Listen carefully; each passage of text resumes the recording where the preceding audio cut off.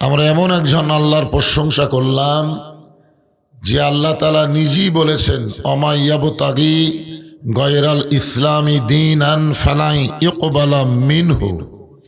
আপনারা বলেন তো এ কথা কি আমার না আল্লাহর? তাহলে কেউ যদি বেজার হয় আমার এখানে করার কিছু আছে?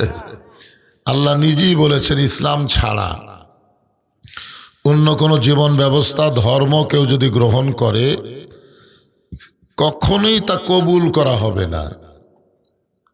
আয়াত তার অর্থের দিকে খেয়াল করেন, অমাইয়াবতাগি গয়রাল ইসলামী দীনান ফালাই ইকবালা মিনহু। এর শাব্দিক অর্থই হলো ইসলাম ছাড়া অন্য কোনো ধর্ম কেউ যদি গ্রহণ করে আল্লাহ বলেছেন কখনোই তা কবুল করা হবে না। এখন আপনারা বলেন তো আল্লাহর কাছে কবুলযোগ্য একমাত্র ধর্মের নাম কি? তাহলে এখানে তো আমি কিছু বললাম না, বললেন কে?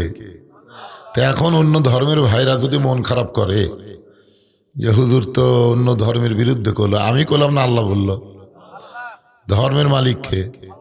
তো সে আল্লাহ যদি ঘোষণা করে এখানে আমাদের আপত্তি করার আফসোস করার কোনো সুযোগ নাই। এরপরও আল্লাহ বলেছেন ইন্না দীনা ইনদাল্লাহিল ইসলাম, আল্লাহর কাছে একমাত্র পছন্দনীয় মনোনীত ধর্মের নাম কি? এখানেও তো আল্লাহ একই কথাই বললেন। এই জন্য আমরা আল্লাহর দরবারে শুকরগুজার করছি সবসময় যে আল্লাহ আমাদের অন্য কোনো ধর্মে না পাঠায়া সরাসরি জন্মসূত্রে মুসলমানের ঘরে আল্লাহ কবুল করেছেন। খুশি না বেজার? তাহলে জবান খুলে আর একবার বলি আলহামদুলিল্লাহ। এখন যদি অন্য ধর্মের ভাইরা বলে হুজুর আমাদের তো দোষ নাই, আল্লাহ যদি আমাদের মুসলমানের ঘরে পাঠাতো তাহলেই তো আমরা মুসলমানই হতাম, তো আল্লাহ আমাদের হিন্দু বৌদ্ধ খ্রিস্টানদের ঘরে পাঠালো কেন? পাঠানোর দায়িত্ব কার? তো আল্লাহ তো ইচ্ছা করে আমাকে অন্য ধর্মে পাঠাইছে, এখন আমরা কি করব? তো এখানে আল্লাহ একটা সুযোগ দিচ্ছেন। সুযোগটা কি? ওয়ালা তামুতুন্না ইল্লা ওয়া আনতুম মুসলিমুন, মুসলমান না হয়ে তোমরা কেউ মরিও না। তার মানে অন্য ধর্মে জন্ম নিয়েও মুসলমান হয়ে মরার সুযোগ আছে না নাই? এজরে কোন আছে না নাই? তাহলে অন্য ধর্ম বাদ দিয়া ইসলাম ধর্ম গ্রহণ করে মুসলমান হয়ে মৃত্যুবরণ করেন, তাহলে তার আল্লাহর কোনো দোষ থাকলো না। কোনো দোষ থাকলো? কোনো দোষ থাকলো না। তো আমরা আল্লাহর দরবারে শুকরগুজার করছি। রজব মাস, এই মাসটা অত্যন্ত গুরুত্ব মাস। এই মাসের চাঁদ ওঠার সঙ্গে সঙ্গে আমাদের নবী একটা দোয়া বেশি বেশি পড়তেন। এই দোয়া আপনারাও পড়বেন, আমরাও পড়ব। সবসময় এই দোয়াটা পড়বেন, আল্লাহুম্মা বারিক লানা ফি রজব ওয়া শাবান ওয়া বাল্লিগনা রমাদান। দেখেন আল্লাহ রাসূলও জানেন না কে কখন মারা যাবে, এটা রাসূলও জানেন না বলেই বলেছেন বাল্লিগনা রমাদান, যে রজব শাবানের বরকত আমাকে দান করো আর রমজান পর্যন্ত আমার হায়াতকে আল্লাহ বাড়ায় দাও। তো আমাদের হায়াত রমজান পর্যন্ত আছে, এই গ্যারান্টি আমরা দিবার পারবো? তাহলে আমরাও তো এই দোয়া বলবো, বাল্লিগনা রমাদান, রমজান পর্যন্ত আল্লাহ তুমি আমাদের হায়াতকে বাড়াইয়া দাও। জোরে কোন আমিন। এই রজব মাসে আমাদের নবীকে আল্লাহ কোথায় নিয়ে গেছিলেন সবাই আমরা জানি। আল্লাহর আরশে নিয়ে গেছিলেন। কোথায় নিয়ে গেছিলেন? আল্লাহর আরশে। কেন নিয়ে গেছিলেন? কারণ যে বছর মেরাজ হয়েছে ওই বছরে রাসূলের জীবনে 3টা কষ্ট। কয়টা কষ্ট? 3টা কষ্ট হয়েছে। 1 নম্বর কষ্ট হলো নবীর দরদের চাচা আবু তালেব দুনিয়া থেকে বিদায় নিছেন। হয়তো আপনারা বলবেন হুজুর চাচা মরলে ভাসতে আর কি, কারণ বর্তমান বাংলাদেশের পরিবেশে বাপের গন্ডগোল সবচাইতে বেশি হয় কার সাথে? চাচার সাথে হয় না? অনেক সময় অনেক ভাস্তারা বলে চাচা মরাই ভালো, কারণ 1 হাত জায়গা নিয়ে বাপ চাচার মধ্যে গন্ডগোল আছে না নাই? জোরে কোন আছে না নাই? অনেক সময় বলে চাচা মরে যাওয়াই ভালো, এই চাচাই তো গন্ডগোল। কিন্তু আল্লাহর নবীর চাচা এমন চাচা, রাসূল নিজেই বলেছেন মায়ের পেটে থাকা অবস্থা আমি এতিম ছিলাম, কিন্তু দুনিয়াতে আসার পরে আমি যে এতিম এটা আমি বুঝবারই পারি নাই। সাহাবীরা বললেন হুজুর কেন বুঝবার পারলেন না? রাসূল বললেন ভাগ্য গুণে এমন একটা চাচা পেয়েছিলাম আবু তালেব, যিনি আমাকে এমনভাবে লালন পালন করলেন, আমার যে বাবা নাই এটা কখনোই আমি বুঝতেই পারিনি। বলেন সুবহানাল্লাহ। সেই চাচা দুনিয়া থেকে বিদায় নেওয়ার কিছুদিন পরে দরদের বিবি খাদিজাতুল কুবরা দুনিয়া থেকে বিদায় নিলেন। মানে 1 থেকে 1.5 মাস পরে খাদিজাতুল কুবরা নবীর সবচাইতে আদরের না দরদের বিবি। সুবহানাল্লাহ বলেন। আপনাদের মধ্যে কারো যদি 2টা বউ থাকে, 2 বউ কিন্তু সমান না। প্রথম যেটা বিয়ে করছেন সেটা হলো দরদের বউ, আর পরে যেটা বিয়ে করবেন এটা হলো আদরের বউ। জোরে কোন কিসের বউ? আদর আর দরদের মধ্যে কম বেশি আছে না নাই? অবশ্যই কম বেশি আছে। যতদিন আমাদের মা খাদিজা জীবিত ছিলেন ততদিন রাসূল দ্বিতীয় কোনো বিবাহই করেননি। একদিন আল্লাহ রাসূলকে খাদিজাতুল কুবরা বললেন, হুজুর আমার সঙ্গে সংসার করতে করতে আপনার যৌবনটাই শেষ হয়ে যাবে, আপনি আর একটা বিয়ে করেন। আল্লাহ রাসূল উত্তরে বললেন, খাদিজা আপনি যতদিন জীবিত থাকবেন আমি ততদিন দ্বিতীয় কোনো বিবাহ করব না, কারণ আপনি শুধু আমার বউ না, আপনি হলেন আমার দরদ। জোরে কোন সুবহানাল্লাহ। এই খাদিজাতুল কুবরা বিদায় নেওয়ার কিছুদিন পরে রাসূল তায়েফের ময়দানে কলেমার দাওয়াত নিয়ে গেলেন। তায়েফবাসী নবীর সঙ্গে এত খারাপ ব্যবহার করলো, পাথর মেরে আল্লাহ নবীকে রক্তাক্ত করে দিল। চাচা দুনিয়া থেকে বিদায় নিলেন, দরদের বউ দুনিয়া থেকে চলে গেলেন। এরপরে রাসূল তায়েফে গেলেন, তায়েফবাসী পাথর মেরে রক্তাক্ত করলো। সেই বছরই আল্লাহ তাআলা নবীকে আল্লাহর আরশে নিয়ে গেলেন। জোরে কোন সুবহানাল্লাহ। এখন আপনারা বলেন, কষ্টের পরে শান্তি আছে না নাই? আমাদের বাংলাদেশে যারা হাসিনার সময় খুবই কষ্টে ছিলেন, আগামীতে 12ই ফেব্রুয়ারির পরে তাদের জীবনে একটা শান্তি আসতেছে, এরকম একটা আভাস পাওয়া যাচ্ছে। জোরে কোন কথা ঠিক কিনা? কথা বলেন ভাইজান। যারা এই কষ্টে ছিলেন, এক বিএমপির ভাই আমাকে ঘরের মধ্যে গিয়ে বলল, হুজুর আমরা কখন কোথায় রাত্রেবেলা থাকছি, বাড়ি করছে ঠিকই কিন্তু বাড়ির থাকার সুযোগ হয়নি। আবার যারা ইসলামে আন্দোলন করে তাদের একই অবস্থা, ঠিক কিনা বলেন? তা আপনারা বলেন সবসময় কি কষ্ট থাকে? কষ্টের পরে স্বস্তি, কষ্টের পরেই শান্তি। আল্লাহ তাআলা নবীকে আরশে নিয়ে গেলে নবীকে 5 ওয়াক্ত নামাজ দিলেন। সুবহানাল্লাহ বলেন। আমাদের বাংলাদেশের মুসলমানেরা যেই নামাজের গুরুত্ব সবচাইতে বেশি দেয়, সেই নামাজ কিন্তু আল্লাহ তাআলা আরশে নবীকে দেয় নাই। বলেন তো আপনাদের মসজিদে সবচাইতে মুসল্লি বেশি হয় কোন নামাজে? জুমার নামাজ। জোরে বলেন কোন নামাজ? এই জুমার নামাজ কিন্তু আল্লাহ নবীকে আরশে দেয়নি, কারণ জুমার নামাজের গুরুত্ব আল্লাহর কাছে খুব একটা বেশি না। জুমার নামাজের গুরুত্ব কখন হয়েছে? যখন মদিনা ইসলামী রাষ্ট্র হয়ে গেল, ওই সময়ে আল্লাহ তাআলা জুমার নামাজ দুনিয়াতেই দিয়ে দিয়েছেন। সুবহানাল্লাহ বলেন। এখন আমাদের বাংলাদেশের মুসলমানেরা এখন এই পরিবেশে 5 ওয়াক্ত নামাজের চাইতে জুমার নামাজের গুরুত্ব বেশি দেয়। অনেক মসজিদ দেখবেন 1 তালা থেকে 2 তালা করতেছে। এটা কি 5 ওয়াক্তের জন্য না জুমার জন্য? যেই মসজিদে দেখবেন 200 জন মুসল্লি জুমায় হয়, ওই মসজিদে দেখবেন ফজরের মুসল্লি 4-5 জন হয়। কয়জন হয়? আপনারা বলেন তো, যেই নামাজ না পড়লে মানুষ কাফের হবে সেটা কোন নামাজ? 5 ওয়াক্ত নামাজ। জোরে বলেন কোন নামাজ? 5 ওয়াক্ত নামাজ না পড়লে মানুষ কাফের হবে। আল্লাহ রাসূল বলেছেন, বাইনাল আবদি ওয়াল কুফরি তরকুস সালাত। বান্দার কাফের মধ্যে পৃথক করার জিনিস তার নামই হলো নামাজ। এখন আপনারা মসজিদের উদ্যোগে মাহফিল করতেছেন। মসজিদের উদ্যোগে মাহফিল করা মানে মসজিদের শুধু উন্নয়ন করা না, মসজিদের মুসল্লিও কালেকশন করা। জোরে কোন কথা ঠিক কিনা? এই নামাজ সম্পর্কে আল্লাহ বলেছেন, ইন্নাস সালাতা তানহা আনিল ফাহশাই ওয়াল মুনকার। নামাজই পারে মানুষকে যাবতীয় বেহুদা এবং খারাপি কাজ থেকে বাঁচায় দিতে। আপনার বলেন তো, আজকে কোরআনের মাহফিলের জন্য এই যে মেলা লাগছে, এটা কি হুদা না বেহুদা? হুদা। হুদা বোঝেন? হুদাল্লিল মুত্তাকিন। হুদাল্লিল মুত্তাকিন।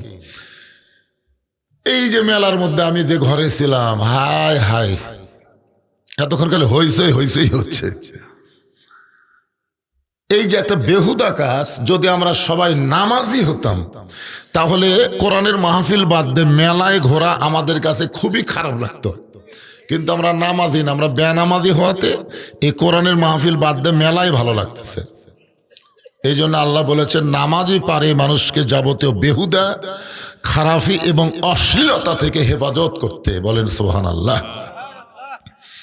সেই নামাজ সম্পর্কে আল্লাহ বলেন, ইয়া আইয়ুহাল্লাযীনা আমানুস্তাঈনু বিস-সাবরি ওয়াস-সালাহ ইন্নাল্লাহা মা'আস-সাবিরিন।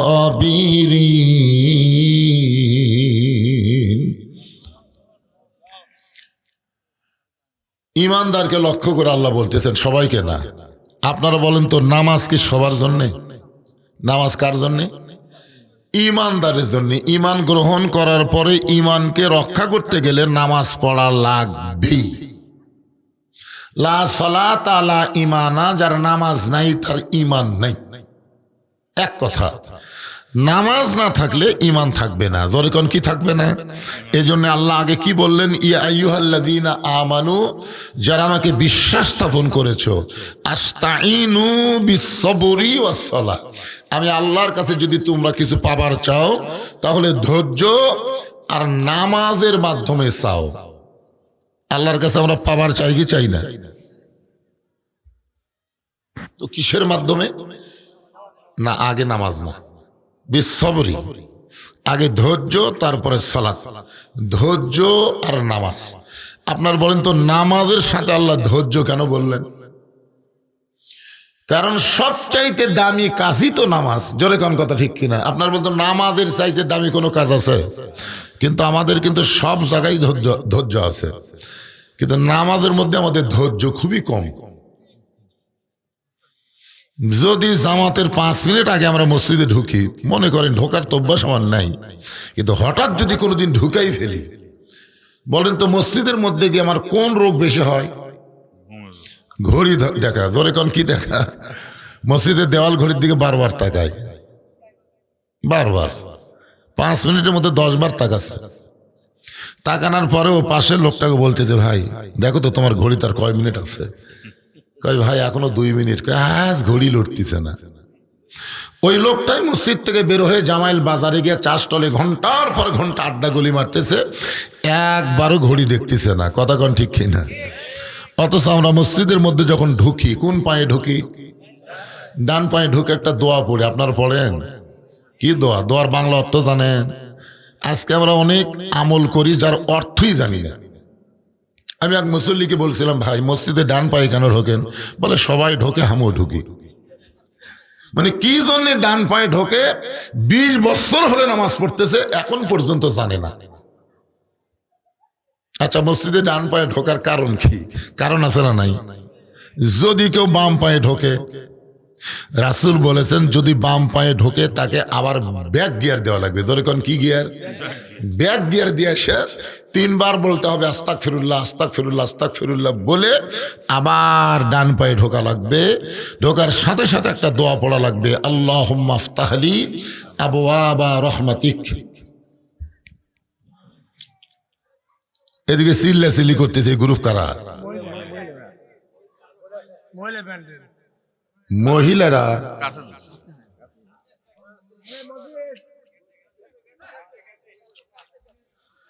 না শোনেন, যার বউ চিল্লাচ্ছে, যার বউ চিল্লাচ্ছে, আমি পরশুদিন এক মাহফিলে বলেছি, যার বউ মাথার চুল বেচা খায় ওই স্বামী জান্নাত যাবার পারবি না। এই কথা যেই বলছি 4-5 জন লোক তো মুখ এরকম করে আছে, মানে ওর বইয়েরা চুল বেচা খায়। আচ্ছা, মেয়ে মানুষ মরে গেলে আমরা মাথার কাপড় দেই না? মেয়েদের কাপড় কয়টা? 5টা কাপড়। একটা হলো বুক বান, সিনা বান, একটা হলো কি মাথা বান। তো মাথা বান্ধার, মরার পরে মাথা বান্ধার কারণ কি? যে মেয়েদের জন্য জোরে কোরআন তেলাওয়াত করাই জায়েজ নাই। জোরে কোরআন তেলাওয়াত করলে পরপুরুষ যদি শুনবার পায় তাহলে তাও মেয়েদের পাপ হবে। কোরআন শরীফ পড়লে পরপুরুষ শুনলে যদি পাপ হয়, তাহলে জোরে চিল্লাচিল্লি করলে ওই কথা শুনলে কি সওয়াব হবে? কতগুলো মরদ মানুষ বলছেন বউ কয় যা তো হুড়াহুড়ি কর, ওই ঘরত বসে থাকে আর বউ লেগে দেয়। বউ এমন জোরে চিল্লায় গোটা পাড়া মাথার তোলে। যেই বাড়ির ভিতরে পুরুষ মানুষের কথা শোনা যায় না, মেয়ে মানুষের কথা শোনা যায়, ওই বাড়িতে আল্লাহ রহমত বরকতের দরজা বন্ধ করে দেয়। টাকা পয়সা থাকবে কিন্তু শান্তি থাকবে না। পুরুষ মানুষের কথা শোনা যাবে, মেয়ে মানুষের কথা শোনাই যাবে না। আর আমাদের উল্টা হচ্ছে, মরদ মানুষ চুপ হয়ে গেছে। আমরা সেটা খালেদা গেছে, হাসিনা গেছে, আর তো আপাতত সামনে কোনো মেয়ে মানুষ আমাদের উপরে চড়ার মতন যোগ্যতা নাই। জোরে কর কথা কন না রে ভাই। হাসিনা খালেদার সময় আমরা তলে আসিলাম, জোরে কন। আর তলে থাকার চান্স আছে? একটা ভারতত পলে আছে আর একটা দুনিয়ার থেকে বিদায় নিছে। আপাতত কোনো মেয়ে মানুষ, তাহলে আমরা বলবো মেয়ে মানুষের দিন শেষ, মরদ মানুষের বাংলাদেশ। জোরে কন কথা ঠিক কিনা? তো মেয়ে মানুষ চিল্লাই করে, আরো চিল্লাবি, খালি থামা, খালি গলা আমার ভাঙ্গা। কঠিন শীতের কারণে অসুস্থই ছিলাম। আজকে গোলাম হোসেন যদি দাওয়াত না আনিত, আমি কমিটিকে বলতাম ভাই আমার পক্ষে সম্ভব না, কিন্তু এই ছেলেটা আমার খুব মহব্বতের, যার কারণে ভাঙ্গা গলা নিয়ে আজকে 2 ওয়াজ ছিল, একটা মিস করে দিয়ে এটা আইছি। অনেক আগে আইছি আমি, এত আগে আসি না, অনেক আগে, মাগরিবের পর পরে আইছি। তো আমার গলা ভাঙ্গা, আপনাদেরও তার ভাঙ্গা না ভাঙ্গা, আপনি একটু হোহা করবেন, তার ওয়াজ ভালো হবে। আপনার যদি মনে করেন হুজুরে গেছে আমরাও গেছি, তো কামসা। তো যেই কথা বলতেছিলাম, নামাজের কথা বলতেছি। জোরে কোন কিসের কথা?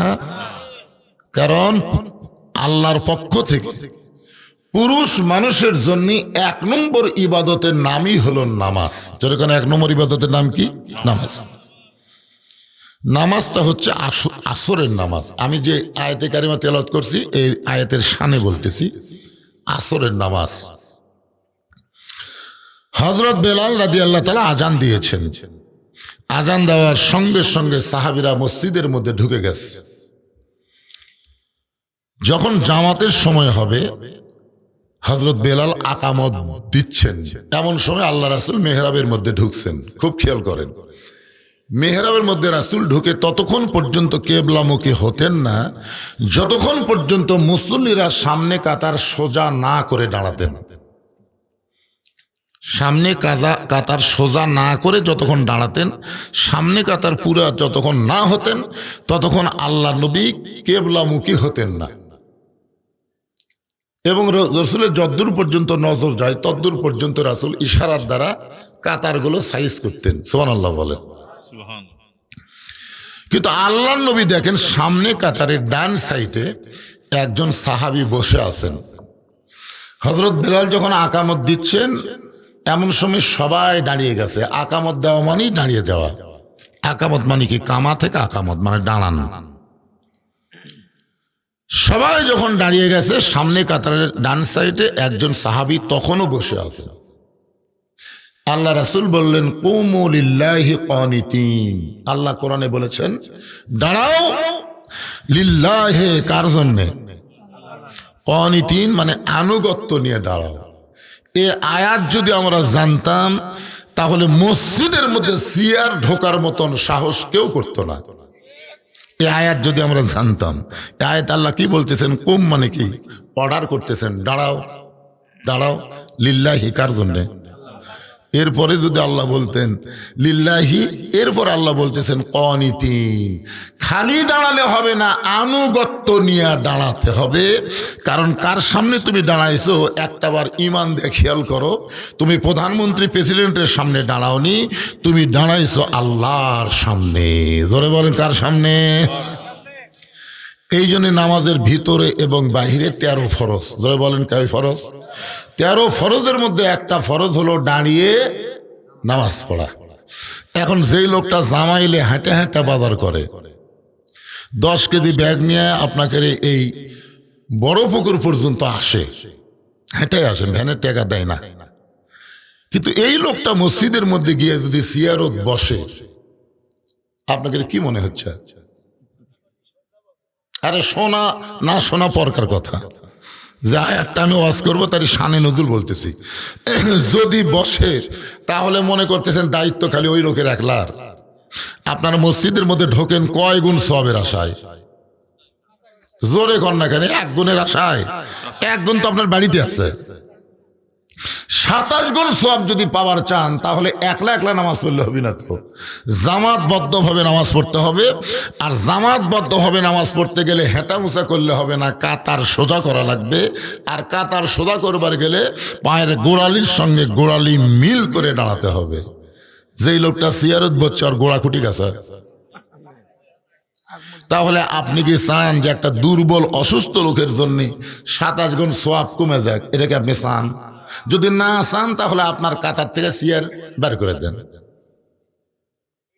যদি 27 গুণ সওয়াব চান তাহলে আপনার কাতারে কোনো চেয়ার থোয়া যাবে। এখন দ্বিতীয় কাতারের লোকেরাও যদি 27 গুণ চায় তাহলে চেয়ার 3 নম্বর কাতার দেন। 3 নম্বর কাতারের লোকেরাও যদি 27 গুণ সওয়াব চায় চেয়ার 4 নম্বরে যাবে। 4 নম্বর কাতার যদি 27 গুণ সওয়াব চায় চেয়ার আর মসজিদের মধ্যে থাকবে না, চেয়ার বারান্দাত এতিমের মতন পড়ে থাকবি। ধরে কোন কথা ঠিক কিনা? আল্লাহ রাসূল বললেন কুমু লিল্লাহি কানিতিন, আল্লাহর জন্য দাঁড়াও আনুগত্য নিয়ে। ওই সাহাবী ছোট বাচ্চার মতন ফোফায় ফোফায় কাঁদতেছে। আল্লাহ রাসূল বললেন আমি আল্লাহর কোরআন শরীফ তেলাওয়াত করে তোমাকে দাঁড়াতে বললাম, তুমি কাঁদো কেন? হলো আজকে 3 দিন হলে আমি না খেয়েছি। কয়দিন? 3 দিন হলে না খেয়ে থাকার কারণে আমার শরীরটা এত দুর্বল হয়ে গেছে, এতই দুর্বল যে আমি দাঁড়াবার চাই কিন্তু আমার দেহ ঘুরমি খায়। আমি দাঁড়ানোর সঙ্গে সঙ্গে আমি কাবাকে নির্ধারণ করতে পারি না, যার কারণে আপনি আয়াত তেলাওয়াত করার পরে আমি উঠবার চাই আবার পড়ে যাই, এই জন্য আমি দাঁড়াবার পারতেছি না। আল্লাহ রাসূল বললেন ওসমান, সঙ্গে সঙ্গে নবী ডাক দিলেন ওসমান। ওসমান বললেন লব্বাইক ইয়া রাসূলুল্লাহ। আল্লাহ রাসূল ওসমানকে ডাক দেওয়ার কারণ হলো রাসূল যখন মদিনার রাষ্ট্রপতি ছিলেন ওই সময় ওসমান ছিলেন অর্থমন্ত্রী। বলেন সুবহানাল্লাহ। ওসমান গনি কি ছিলেন? অর্থমন্ত্রী ছিলেন। আল্লাহ রাসূল যখন রাষ্ট্রপতি ছিলেন ওই সময় ধর্মমন্ত্রীর নাম হলেন হযরত আবু বকর, ওই সময় আইনমন্ত্রীর নাম হলো হযরত উমর, শিক্ষামন্ত্রীর নাম হলো হযরত আলী। জোরে কোন সুবহানাল্লাহ। আরো অনেক মন্ত্রী আছে, আমি এখানে 4টা মন্ত্রীর নাম করলাম। কয়টা মন্ত্রী? ধর্মমন্ত্রী আমাদের বাংলাদেশেও ছিল, ধর্ম উপদেষ্টা এখনো আছে, ঠিক কিনা বলেন? কিন্তু ধর্মের সাথে ধর্মমন্ত্রীর সম্পর্ক কেমন? আল্লাহর নবী একদিন মসজিদ নববীর মধ্যে বসে আছেন, এমন সময় ফেরেশতা জিবরাইল এসে নবীকে সালাম দিয়ে বললেন ইয়া রাসূলুল্লাহ, এই সালাম আপনাকে আমি দেই নাই, এই সালাম আল্লাহ তাআলা আপনাকে দিল। সুবহানাল্লাহ কর না কেন? সঙ্গে সঙ্গে নবী দাঁড়িয়ে বললেন জিবরাইল, আল্লাহ আমাকে সালাম দিয়েছে, আমি আল্লাহর দোস্ত। ফেরেশতা জিবরাইল বললেন হুজুর শুধু আল্লাহ আপনাকে সালাম দেয় নাই, আপনার ধর্মমন্ত্রী আবু বক্করকেও আল্লাহ সালাম দিয়েছে। সঙ্গে সঙ্গে আল্লাহ নবী বললেন জিবরাইল, আমার ধর্মমন্ত্রী আবু বক্করের ভিতরে এমন কি আমল আছে যে আমল করার কারণে আল্লাহ তারে সালাম দিল? এমন কি আমল করেছে যে আমল করার কারণে আরশের আল্লাহ আবু বক্করকে সালাম দিল? জিবরাইল বলতেছে ইয়া রাসূলুল্লাহ আমি জানি না কোন আমলের কারণে আল্লাহ আবু বক্করকে সালাম দিয়েছে, এটা আমি জিবরাইল জানি। রাসূল বলতেছে আমিও তো জানি না। জিবরাইল বলতেছে হুজুর আপনিও জানেন না, আমিও জানি না। তাহলে জানবার যদি চান কোন আমলের কারণে আবু বকরকে আল্লাহ সালাম দিছে, আপনি তদন্ত করে জানতে পারবেন। কি করে? তদন্তের কথা শুধু এখন না, আগে থেকেই তদন্তের কথা আছে। দুনিয়ার সমস্ত মানুষ যখন ঘুমায় যায় দরজার ডানে থাকার জন্য না, তো মাহফিলের দরজা কি ডানে থাকার জন্য? এই বসবেন বসবেন, এই ডান সাইডে জায়গা আছে, ডান সাইডে আসতেছে না। হ্যাঁ আপনারা একটু চাপে বসেন তো দেখি, তবারক আছে তো বুঝেন না, কিছু ছেলে পেলে তো ওয়াজের জন্য আসবে না, তবারকের জন্য আসবে। তো ওরা চান্স নিলে পিছনে থাক, কি কন? ওদের আমরা জায়গা দিব। যারা তবারক খাওয়ার পার্টি তারা জায়গা পাবে পিছনে। আর যারা আল্লাহর কোরআনকে তবারক মনে করে, সবচাইতে শ্রেষ্ঠ তবারকের নাম কি? জোরে বলেন। হ্যাঁ, এই জন্য আপনারা একটু সামনে চাপে আসেন তো দেখি, আসেন। যাদের সামনে ফাঁকা ফাঁকা আছে, শীতের রাত, একটু চেপে বসেন, আল্লাহর রাস্তায় জিকির করেন আর চেপে বসেন, জিকির করেন। জিকিরের তালে তালে লা ইলাহা, এতে ফাঁকা হতে আপনি চাপে আসেন, চাপে আসেন। লা ইলাহা ইল্লাল্লাহ।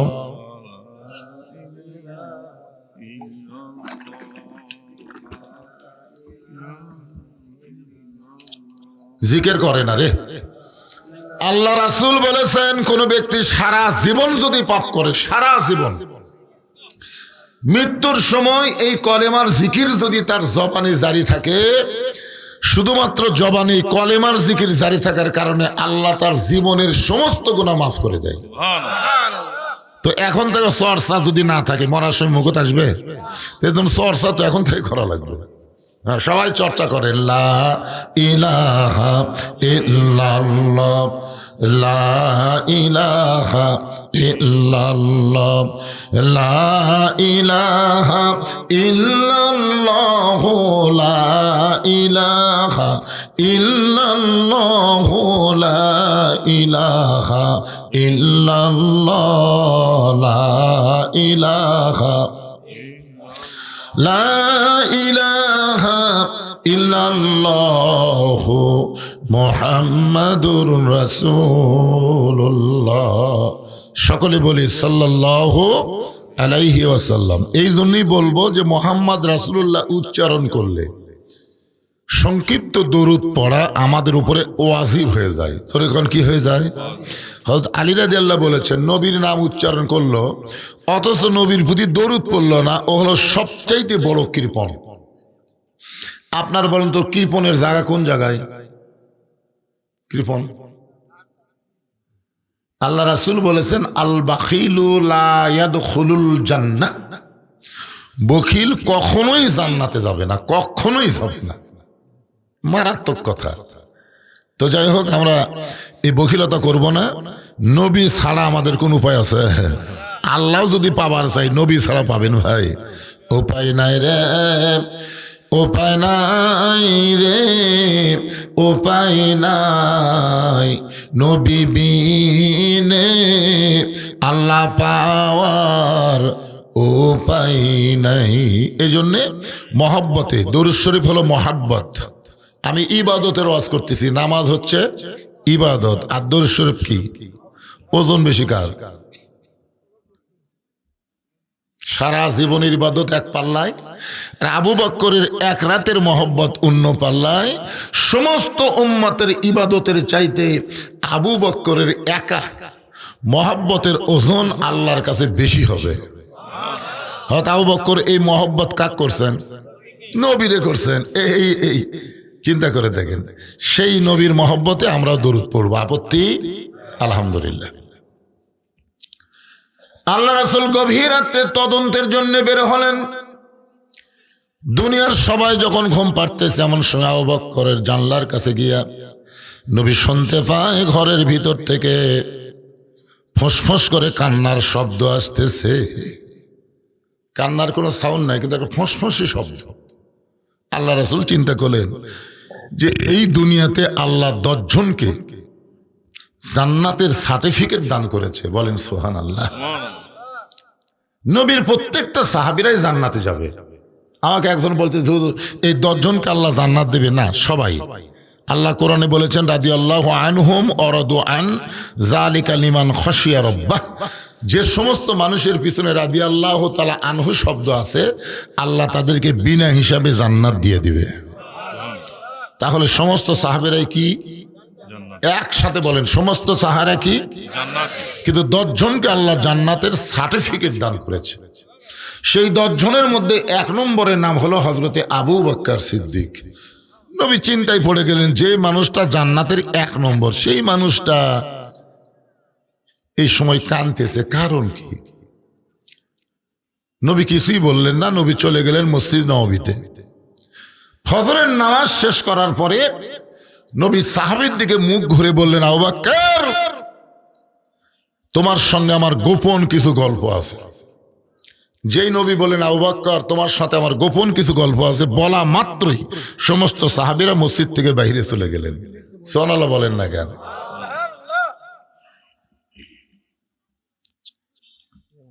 আচ্ছা, কি জন্য গেলেন? আল্লাহ রাসূল যখন বলেন আবু বকর তোমার সঙ্গে আমার গোপন কিছু গল্প আছে, তখন সাহাবীরা মসজিদ থেকে কেন বাইরে গেলেন? কারণ গোপন কথা বলবার গেলে সাহাবীদের থাকা যাবে? তার মানে শুধু রাসূলকে তারা ইমাম মানতেন না, নেতা হিসাবেও মানতেন। সুবহানাল্লাহ কর না কেন?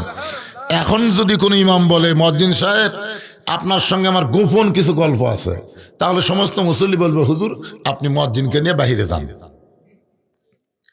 বর্তমান পরিবেশে হুজুর আপনি মুয়াজ্জিনগুলো বেড়া দেয় কি কবেন কন। কিন্তু কোরআনের রাষ্ট্র যখন চালু হবে তখন প্রত্যেকটা ইমাম ওই এলাকার সবচাইতে বড় নির্ভরযোগ্য নেতা হবে। ধরে কেন সুবহানাল্লাহ। সমস্ত সাহাবীরা যখন বাইরে গেলেন, এমন সময় আল্লাহর নবী আবু বকরকে এক টানে বুকের মধ্যে নিয়ে কপালে চুমু দেবেন, আবু বকর গোপনে গোপনে এমন কি আমল করো যে আমল করার কারণে আরশের আল্লাহ তোমারে সালাম দেয়।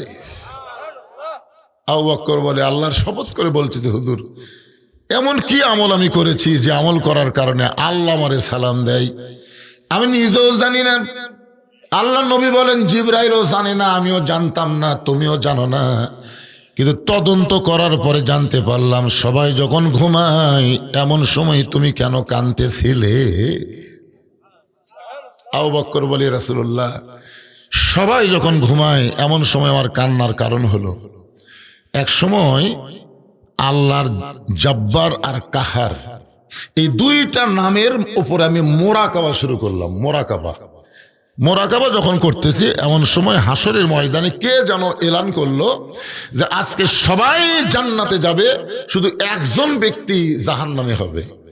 আমার এত ভয়, সে একজন ব্যক্তি যদি আবু বকর হয়। সঙ্গে সঙ্গে আল্লাহ বললেন ইন্না আকরামাকুম ইনদাল্লাহি আতকাকুম। ওই ব্যক্তির জন্য আরশের আল্লাহর সালাম হয় যার কলিজার ভিতরে আল্লাহর বেশি ভয়। সেই মানুষটা হলো ধর্মমন্ত্রী। এখন বলেন তো ধর্ম অনুযায়ী মন্ত্রী তো ঠিক আছে? আছে? আইন মন্ত্রীর নাম কি? কথা কয় না। আপনারা বলেন তো যে উমরের শানে আল্লাহ তাআলা এই কোরআনে 23টা আয়াত নাজিল করেছে, ধরে কোন সুবহানাল্লাহ। মানে রাসূলের মতের সাথেও আল্লাহর মত মিলে নাই, মত মিলেছে উমরের মতের সাথে, ধরে কোন সুবহানাল্লাহ। সেই উমরকে রাসূল যখন রাষ্ট্রপতি ছিলেন তখন আইন মন্ত্রীর দায়িত্ব দিয়েছিলেন। অর্থমন্ত্রীর নাম হলো ওসমান গনি। ধরে বলেন নাম কি? আল্লাহ রাসূল যেই বলেন ওসমান, সঙ্গে সঙ্গে ওসমান বলে লব্বাইক ইয়া রাসূলুল্লাহ। আল্লাহ নবী বলেন ওসমান আল্লাহ তোমাকে এত সম্পদ দান করেছে আর তোমার ভাই আজকে 3 দিন হলে না খেয়ে আছে। কয়দিন? যার কারণে সে নামাজে দাঁড়াবার পারতেছে না। আল্লাহ তোমাকে এত সম্পদ দিল আর তোমার ভাই 3 দিন হয়ে না খেয়ে থাকলো, তোমার কি করার কিছুই নাই? আপনার বলেন তো সম্পদশালীর বাড়ির পাশে যদি কোনো গরিব থাকে, ধনীদের করার কিছুই নাই? সাউন্ড বাড়া দিলে হবে না, এটা সেটা নাই, সে মাইক না তো। এটা আপনি গ্রামগঞ্জের ইয়া বেছে না, সব আইসক্রিম টাইসক্রিম বেছে। কথা টানা তো দূরের কথা, এমনি আমার গলা যা ছিল আজকে কি হবে আল্লাহ ভালো। আপনারা শুনবার পাচ্ছেন? আলহামদুলিল্লাহ। থাক, মেলার লোক শোনানোর কি দরকার? এখন সাউন্ড জোরে দিবি মানে টানবার পারবি না, খালি ভম ভম ভম ভম করে যা হচ্ছে তাও আর হবি না।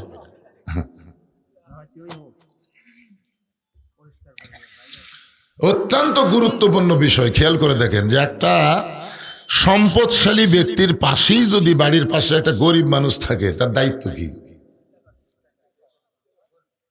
দেখেন? কোনোদিন নিজে খালি সমানে গোস্ত কিনতেছেন আর খাচ্ছেন, আপনার বাড়ির তেলানি ওরে বাবা গরিবের বাড়ি শোনেন, প্রাচীর যতই দেন, গোস্তর তেলানি, মাছের তেলানি, ওগুলো কি প্রাচীর দিয়ে আটকাবার পারবেন? বাতাসে গরিবের বাড়ির যাবি। অনেক ধনী লোকের সন্তান কমলা খায়, শশা গরিবের বাড়ি ফেলে দেয়। গরিবের বাচ্চা ওই কমলার শশা খুলে নিয়ে বাবক কয় হামো খামো, বাপ কয় চাউল কেনার পয়সা নেই, কমলা খাবো, মারে সব। আপনার বলেন তো এই গুনাহ কার হবে? হ্যাঁ ভাইরে, সম্পদ আপনার না, আল্লাহ পাক আপনাকে দিছে পরীক্ষা করার জন্য। জোরে কোন কথা ঠিক কিনা? পরের জায়গা পরের জমি ঘর বানায় আমি রই, আমি কিন্তু জমির মালিক নই।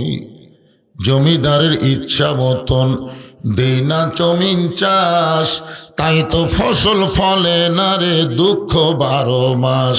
আমি খাজনা পাতি সবই দিলাম, তবু জমিন হয় যে নিলাম, এই দুঃখের কথা কারে কই। পরের জায়গা পরের জমি ঘর বানায় আমি রই, আমি কিন্তু জায়গার মালিক নই।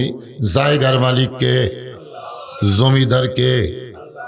জমিদারের ইচ্ছা, জমিদারের ইচ্ছা হলো আল্লাহর কোরআন অনুযায়ী চলা। ধরে কোন ঠিক কিনা? এই মাইকের সাউন্ড যেমন আসলো তেমন মাইক আলা কোন জায়গা? এই আগে যেটা আসলো সেরে দাও।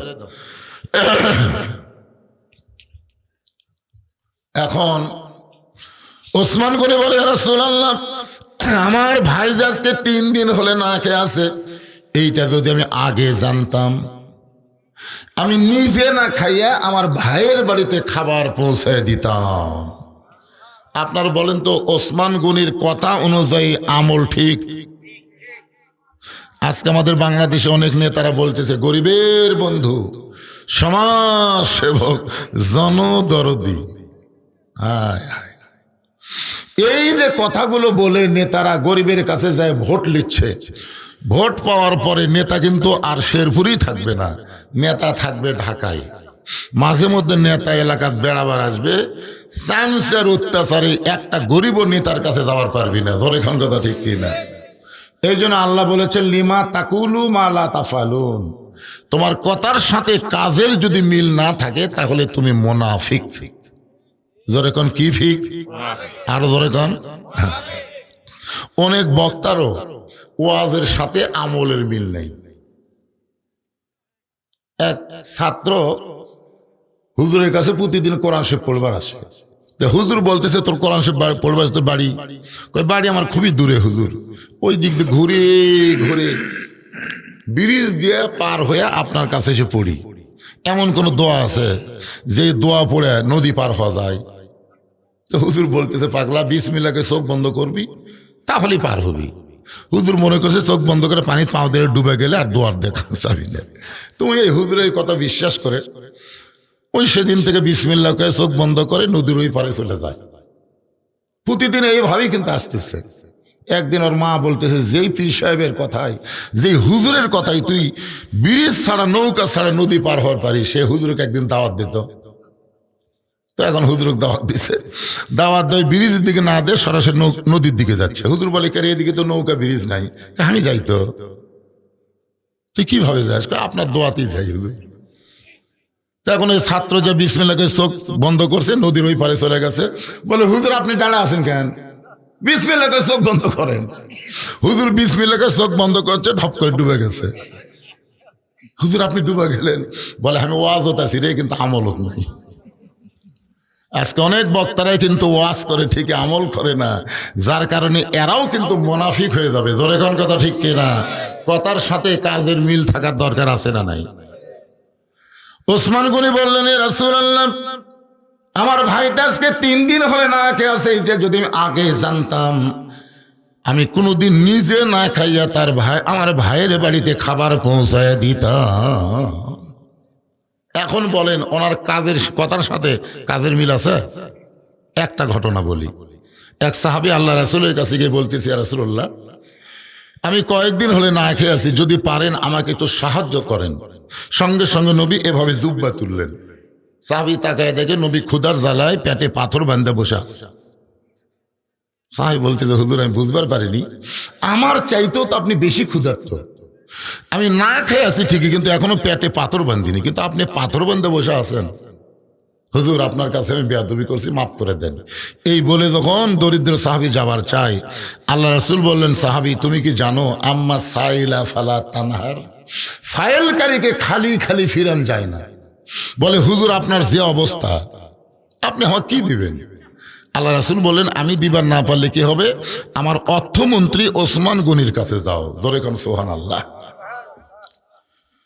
নবীর কথা মতো গরিব সাহাবী ওসমান গনির দরবারে গেল। সন্ধ্যার সময় গিয়া দেখে ওসমান গনির ঘরের বাতির আলো বেশি, সলতা টাইনা টাইনা আলো কমাইতেছে। গরিব দূর থেকে দেখে কয়, আরে আমার ঘরে আর চাইতে বেশি আলো জ্বলে, আমি কোনোদিন সলতা টাইনা আলো কমাই নাই, এই তো যেই কৃপণের কৃপণ, কিসের দান করবি? নবীর কাছে গিয়া বলে, রাসূলুল্লাহ এমন এক কৃপণের কাছে আমারে পাঠাইছেন, ঘরের সামান্য আলো বেশি হওয়ার কারণে সলতা টাইনা টাইনা আলো কমায়। রাসূল বলে, তুমি কি তোমার অভাবের কথা বলেছ? বলে, বলার মতন পরিবেশ পাইনি। আবার যাও। পরদিন সকালবেলায় ওসমান গনির দরবারে গরিবটা গেছে কিছু পাওয়ার জন্য, গিয়া দেখে ওসমান গনি রাত্রেবেলা যেই বালিশে ঘুম পাড়ছে, ওই বালিশের কোনা ফাটা তুলা ঘরের মধ্যে পড়ে গেছে। ওসমান গনি তুলাগুলো খোঁটায় খোঁটায় বালিশের মধ্যে ঢুকাই। গরিব মনে চিন্তা করে, এরকম তুলা যদি আমার ঘরের মধ্যে পড়তো, আমি শামটা দিয়ে ঝাড় দিয়ে ফেলে দিতাম। এত কৃপণের কৃপণ সামান্য তুলার লোভ সহ্য করতে পারে না, খোঁটায় খোঁটায় বালিশের খোলের মধ্যে ঢুকাই, আমারে কি দিবে? নবীর কাছে গিয়ে বলে, রাসূলুল্লাহ আপনি দিবার পারবেন না, কিন্তু এমন কৃপণের কাছে আমারে কেন বারবার পাঠান? আল্লাহ রাসূল বলে, তুমি কি তোমার অভাবের কথা বলছো? বলে, বলার মতন কোনো পরিবেশ পাই নাই। রাসূল বললেন, তাহলে আবার যাও। নবীর কথা মতো পরদিন সকালবেলা গিয়ে দেখো ওসমান গনি খালি গায়ে বসে আছেন, খালি গায়ে। লোকটা চিন্তায় পড়ে গেল, কেন খালি গিয়ে বসে আছেন?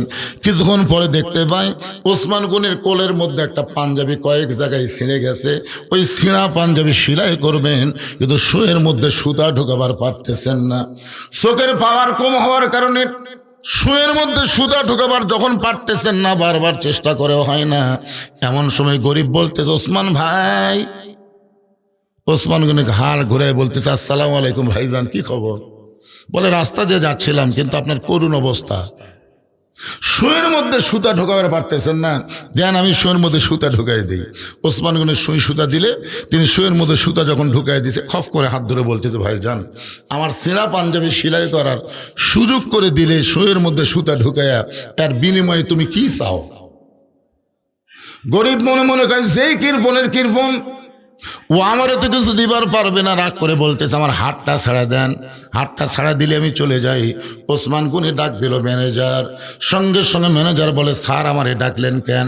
ওসমান গনি বলতেছে, এই ভাইটা আমার শুয়ের মধ্যে সুতা ঢুকায়া আমার সিনা পাঞ্জাবি সেলাই করার সুযোগ করে দিল, এর বিনিময় 100 উট এরে দিয়ে দাও। গরিব বলে, হুজুর আপনি কি কন? সামান্য শুয়ের মধ্যে সুতা ঢোকাইলে 100 উট আপনি আমারে কেন দিবেন?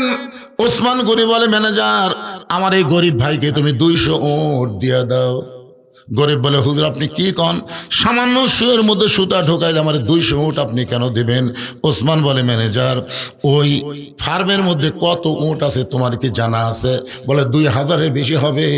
ওসমান গনি বললেন, সব আমার ভাইরে দিয়ে দাও। গরিব জোরহাত করে বলে, হুজুর আর বাড়াবেন না, সামান্য শুয়ের মধ্যে সুতা ঢোকানোর কারণে যদি আপনি আমার 2000-এর বেশি উট দেন, তাহলে পরপর আমি 3বার কি দেখলাম? ওসমান গনি বলে, ভাই কি দেখছো? বলে, প্রথম দেখলাম আলো ঘরে বেশি হয়েছে বলে সলতাটাই না আলো কমাইতেছেন। দ্বিতীয়বার দেখলাম বালিশের কোনা ফাড়া তুলে পড়ে গেছে, ওই তুলা খোঁটায় খোঁটা আপনি বালিশের খোলের মধ্যে ঢুকাইলেন। আর তৃতীয়বার দেখলাম ছেঁড়া পাঞ্জাবি সেলাই করবেন, শুয়ের মধ্যে সুতা ঢোকাবার পারতেছেন না। ওসমান গনি কান্দের বলে, পাগল তুমি 3বার যা দেখছো তার নাম হলো দুনিয়া, আর তোমার যেইটা দিলাম তার নাম হলো আখিরাত। এই দুনিয়াতে ওসমানের আলোর কোনো দরকার নাই। এই দুনিয়াতে সামান্য 2 দিনের দুনিয়াতে ওসমানের আরামের বালিশের কোনো দরকার নাই। এই 2 দিনের দুনিয়ায় ওসমানের নতুন পাঞ্জাবির দরকার নাই। ওসমান হলো আখেরাতের কাঙ্গাল, তোমার 2000 উট দান করে আল্লাহ যেন ওসমানকে আখেরাতে দিয়ে দেয়। এখন আপনারা বলেন কথার সাথে কাজের মিল আছে না নাই? এমনি অর্থমন্ত্রী আল্লাহ রাসূল বলে, ওসমান তাহলে নামাজ শেষ হলে গরিব ভাইয়ের তুমি সাহায্য করবা, তাকে যেন আর না খেয়ে থাকা না লাগে।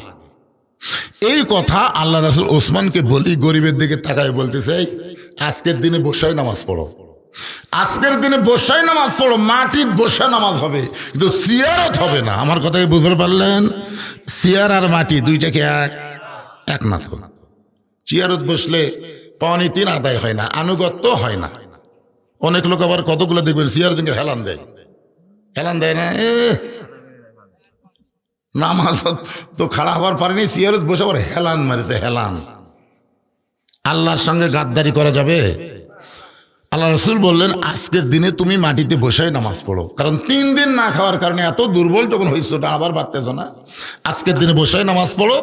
নামাজ শেষ হওয়ার সঙ্গে সঙ্গে ওসমানের কাছে যাবে, ওসমান এমন দেওয়া দিবে তোমার আর কোনোদিন না খেয়ে থাকা লাগবে না। সুবহানাল্লাহ রাখেন। ওসমান গুনি কি কম দিবি? কি মনে হয়? শোয়ের মধ্যে সুতা ঢুকালে কড্ডি দেয়, 2000 কি দেয়? উট বোঝেন? আমরা কয়েকবার হজ করবার গেছি, এখন পর্যন্ত ছাগল ছাড়া দুম্বাই কুরবানি দিবার পারিনি। একবার 7 জন হাজি মিলে উটের বাজারে গেছিলাম, উটের দাম শুনে সবাই কানো থাক দেখায়, না ভাই এই টাকাতে যায় নামাজ কিনবো, খুরমা খেজুর কিনবো, কিন্তু উটের ধারে যাবো না। পরে ওই যে লেয়ার ভেড়া একটা ছাগল যেটা দেশত আমরা দিই, ওইটাই আবার কুরবানি করে সব বাড়িতে আসে। খোঁজরা দেখবেন উট কুরবানি দেওয়ার মতন হাজি আপনাকে শেরপুরে নেই, এক দবির হাজি থাকলে হতে পারে, অন্য কেউ দিবি না। একটু মনোযোগ দিয়ে শুনবেন। আল্লাহ রাসূল বললেন, নামাজ যখন শেষ হবে ওসমানের কাছে যাবে, ওসমান এমন দেওয়া দিবে তোমার আর কোনোদিন না খেয়ে থাকা লাগবে না। ওই দুর্বল সাহাবী ছোট বাচ্চার মতন জোরে জোরে কান্না শুরু করছে। রাসূল বললেন, কি জন্যে কান্দো? সাহাবীরা বলতেছে, রাসূলুল্লাহ আজকে 3 দিন হলে না খাওয়ার কারণে আমার দেহ দুর্বল হয়ে গেছে, কিন্তু আমার ঈমানটা এখনো দুর্বল হয় নাই। আমার বিশ্বাস আল্লাহ আমাকে সাহায্য দিবে, আল্লাহ আমাকে সাহায্য দিবে, কারণ ইয়্যাকা না'বুদু ওয়া ইয়্যাকা নাস্তাইন। আমি ইবাদত করি কার? আমি সাহায্য চাই কার কাছে? যতক্ষণ আমার ঈমান বলবে আল্লাহ আমাকে সাহায্য দিবে, দরকার হলে আমি না খাইয়া মরে যাব, কিন্তু আমার আল্লাহ বাদ দিয়া ওসমানের কাছে আমি যাব না। আস্তাইনু বিসসবরি ওয়াসসালাহ। দরকার হলে ওই দুর্বল সাহাবী বলতেছে, আমি না খাইয়া মরেই যাব, কিন্তু আমার আল্লাহ বাদ দিয়ে আমি ওসমানের কাছে যাব না। এই কথা যেই বলেছে, সঙ্গে সঙ্গে আল্লাহ নবী বললেন, আজকে আসরের নামাজ দেরিতে হবে। কি হবে? আকামত কিন্তু হয়ে গেছে। হযরত বেলাল কি দিচ্ছে? আকামত দিচ্ছে। আর এই সময় রাসূল বললেন, আজকে আসরের নামাজ দেরিতে হবে। এই কথা বলে আল্লাহ রাসূল মেহরাব থেকে ওই দুর্বল সাহাবীর দিকে পা বাড়াইছে। মসজিদ তো আমাদের আপনাদের মসজিদ ছোট মসজিদ না, মসজিদ নববী ছোট মসজিদ। আল্লাহ রাসূল মেহরাব থেকে যখন দুর্বল সাহাবীর দিকে পা বাড়াইছে, এমন সময় হযরত ওমর আল্লাহ রাসূলের জুব্বা টেনে ধরছে। আইনমন্ত্রী, ধরে কোন কি মন্ত্রী? আইনমন্ত্রী জুব্বা টেনে ধরে বলতেছে, ইয়া রাসূলুল্লাহ আপনার জুতার পরশে আল্লাহর আরশ ধন্য হয়ে যায়। সুবহানাল্লাহ না কেন? আপনার জুতার পরশে আল্লাহর আরশ ধন্য হয়ে যায়, আর আপনি কেন দুর্বল সাহাবীর কাছে যাবেন? আপনি হুকুম দেন, টেনে আপনার কাছে নিয়ে আসবো। ওমর ফারুকের আইনমন্ত্রী মনে মনে চিন্তা করতেছে, ওই সাহাবী হয়তো বেয়াদবি করছে, কারণ নবী বলতেছে নামাজ শেষ করে ওসমানের কাছে যাও, আর উনি বলতেছে আমি বেঁচে থাকা অবস্থায় যাবো না। তার নবীর সাথে বেয়াদবি হলো না? কথা বলেন, হলো কি হলো না? এই জন্যে ওমর ফারুক বলতেছে, হুজুর আপনার জুতার পরশে আল্লাহর আরশ ধন্য হয়, আপনি কেন ওর কাছে যাবেন? বরং আপনি হুকুম দেন, অক্সিয়াং দোলা করে আপনার কাছে নিয়ে আসতেছি। এমন সময় আল্লাহ নবী, ওমর তুমি দুই চোখ দিয়ে দুর্বল সাহাবী দেখতেছো, এই 2টা চক্ষু বন্ধ করো। আমি নবী কেন ওর কাছে যাই এটা তুমি দুই চোখ দিয়ে দেখলে বুঝতে পারবা না। হযরত কেন সুবহানাল্লাহ। আমি নবী কেন দুর্বলের কাছে যাচ্ছি এটাই দুই চোখ দিয়ে দেখলে বুঝতে পারবা না। এটা দেখবার গেলে তোমার দুই চোখ বন্ধ করে দেখা লাগবে। এখন আপনাদের কাছে আমার প্রশ্ন হলো, দুই চোখ বন্ধ করে কি দেখা যায়? আমরা সেই মুসলমান দুই চোখ বন্ধ করে দেখতে পাই না। অথচ ছোটবেলায় প্রত্যেকটা মুরব্বী লেখাপড়া করছে, একে চন্দ্র, দুয়ে পক্ষ, তিনে নিত্র। নিত্র মানে চোখ। চোখ কয়টা? তাহলে দুই চোখ বন্ধ করলে দেখা যায় না, তো ওই চোখের খবর কি?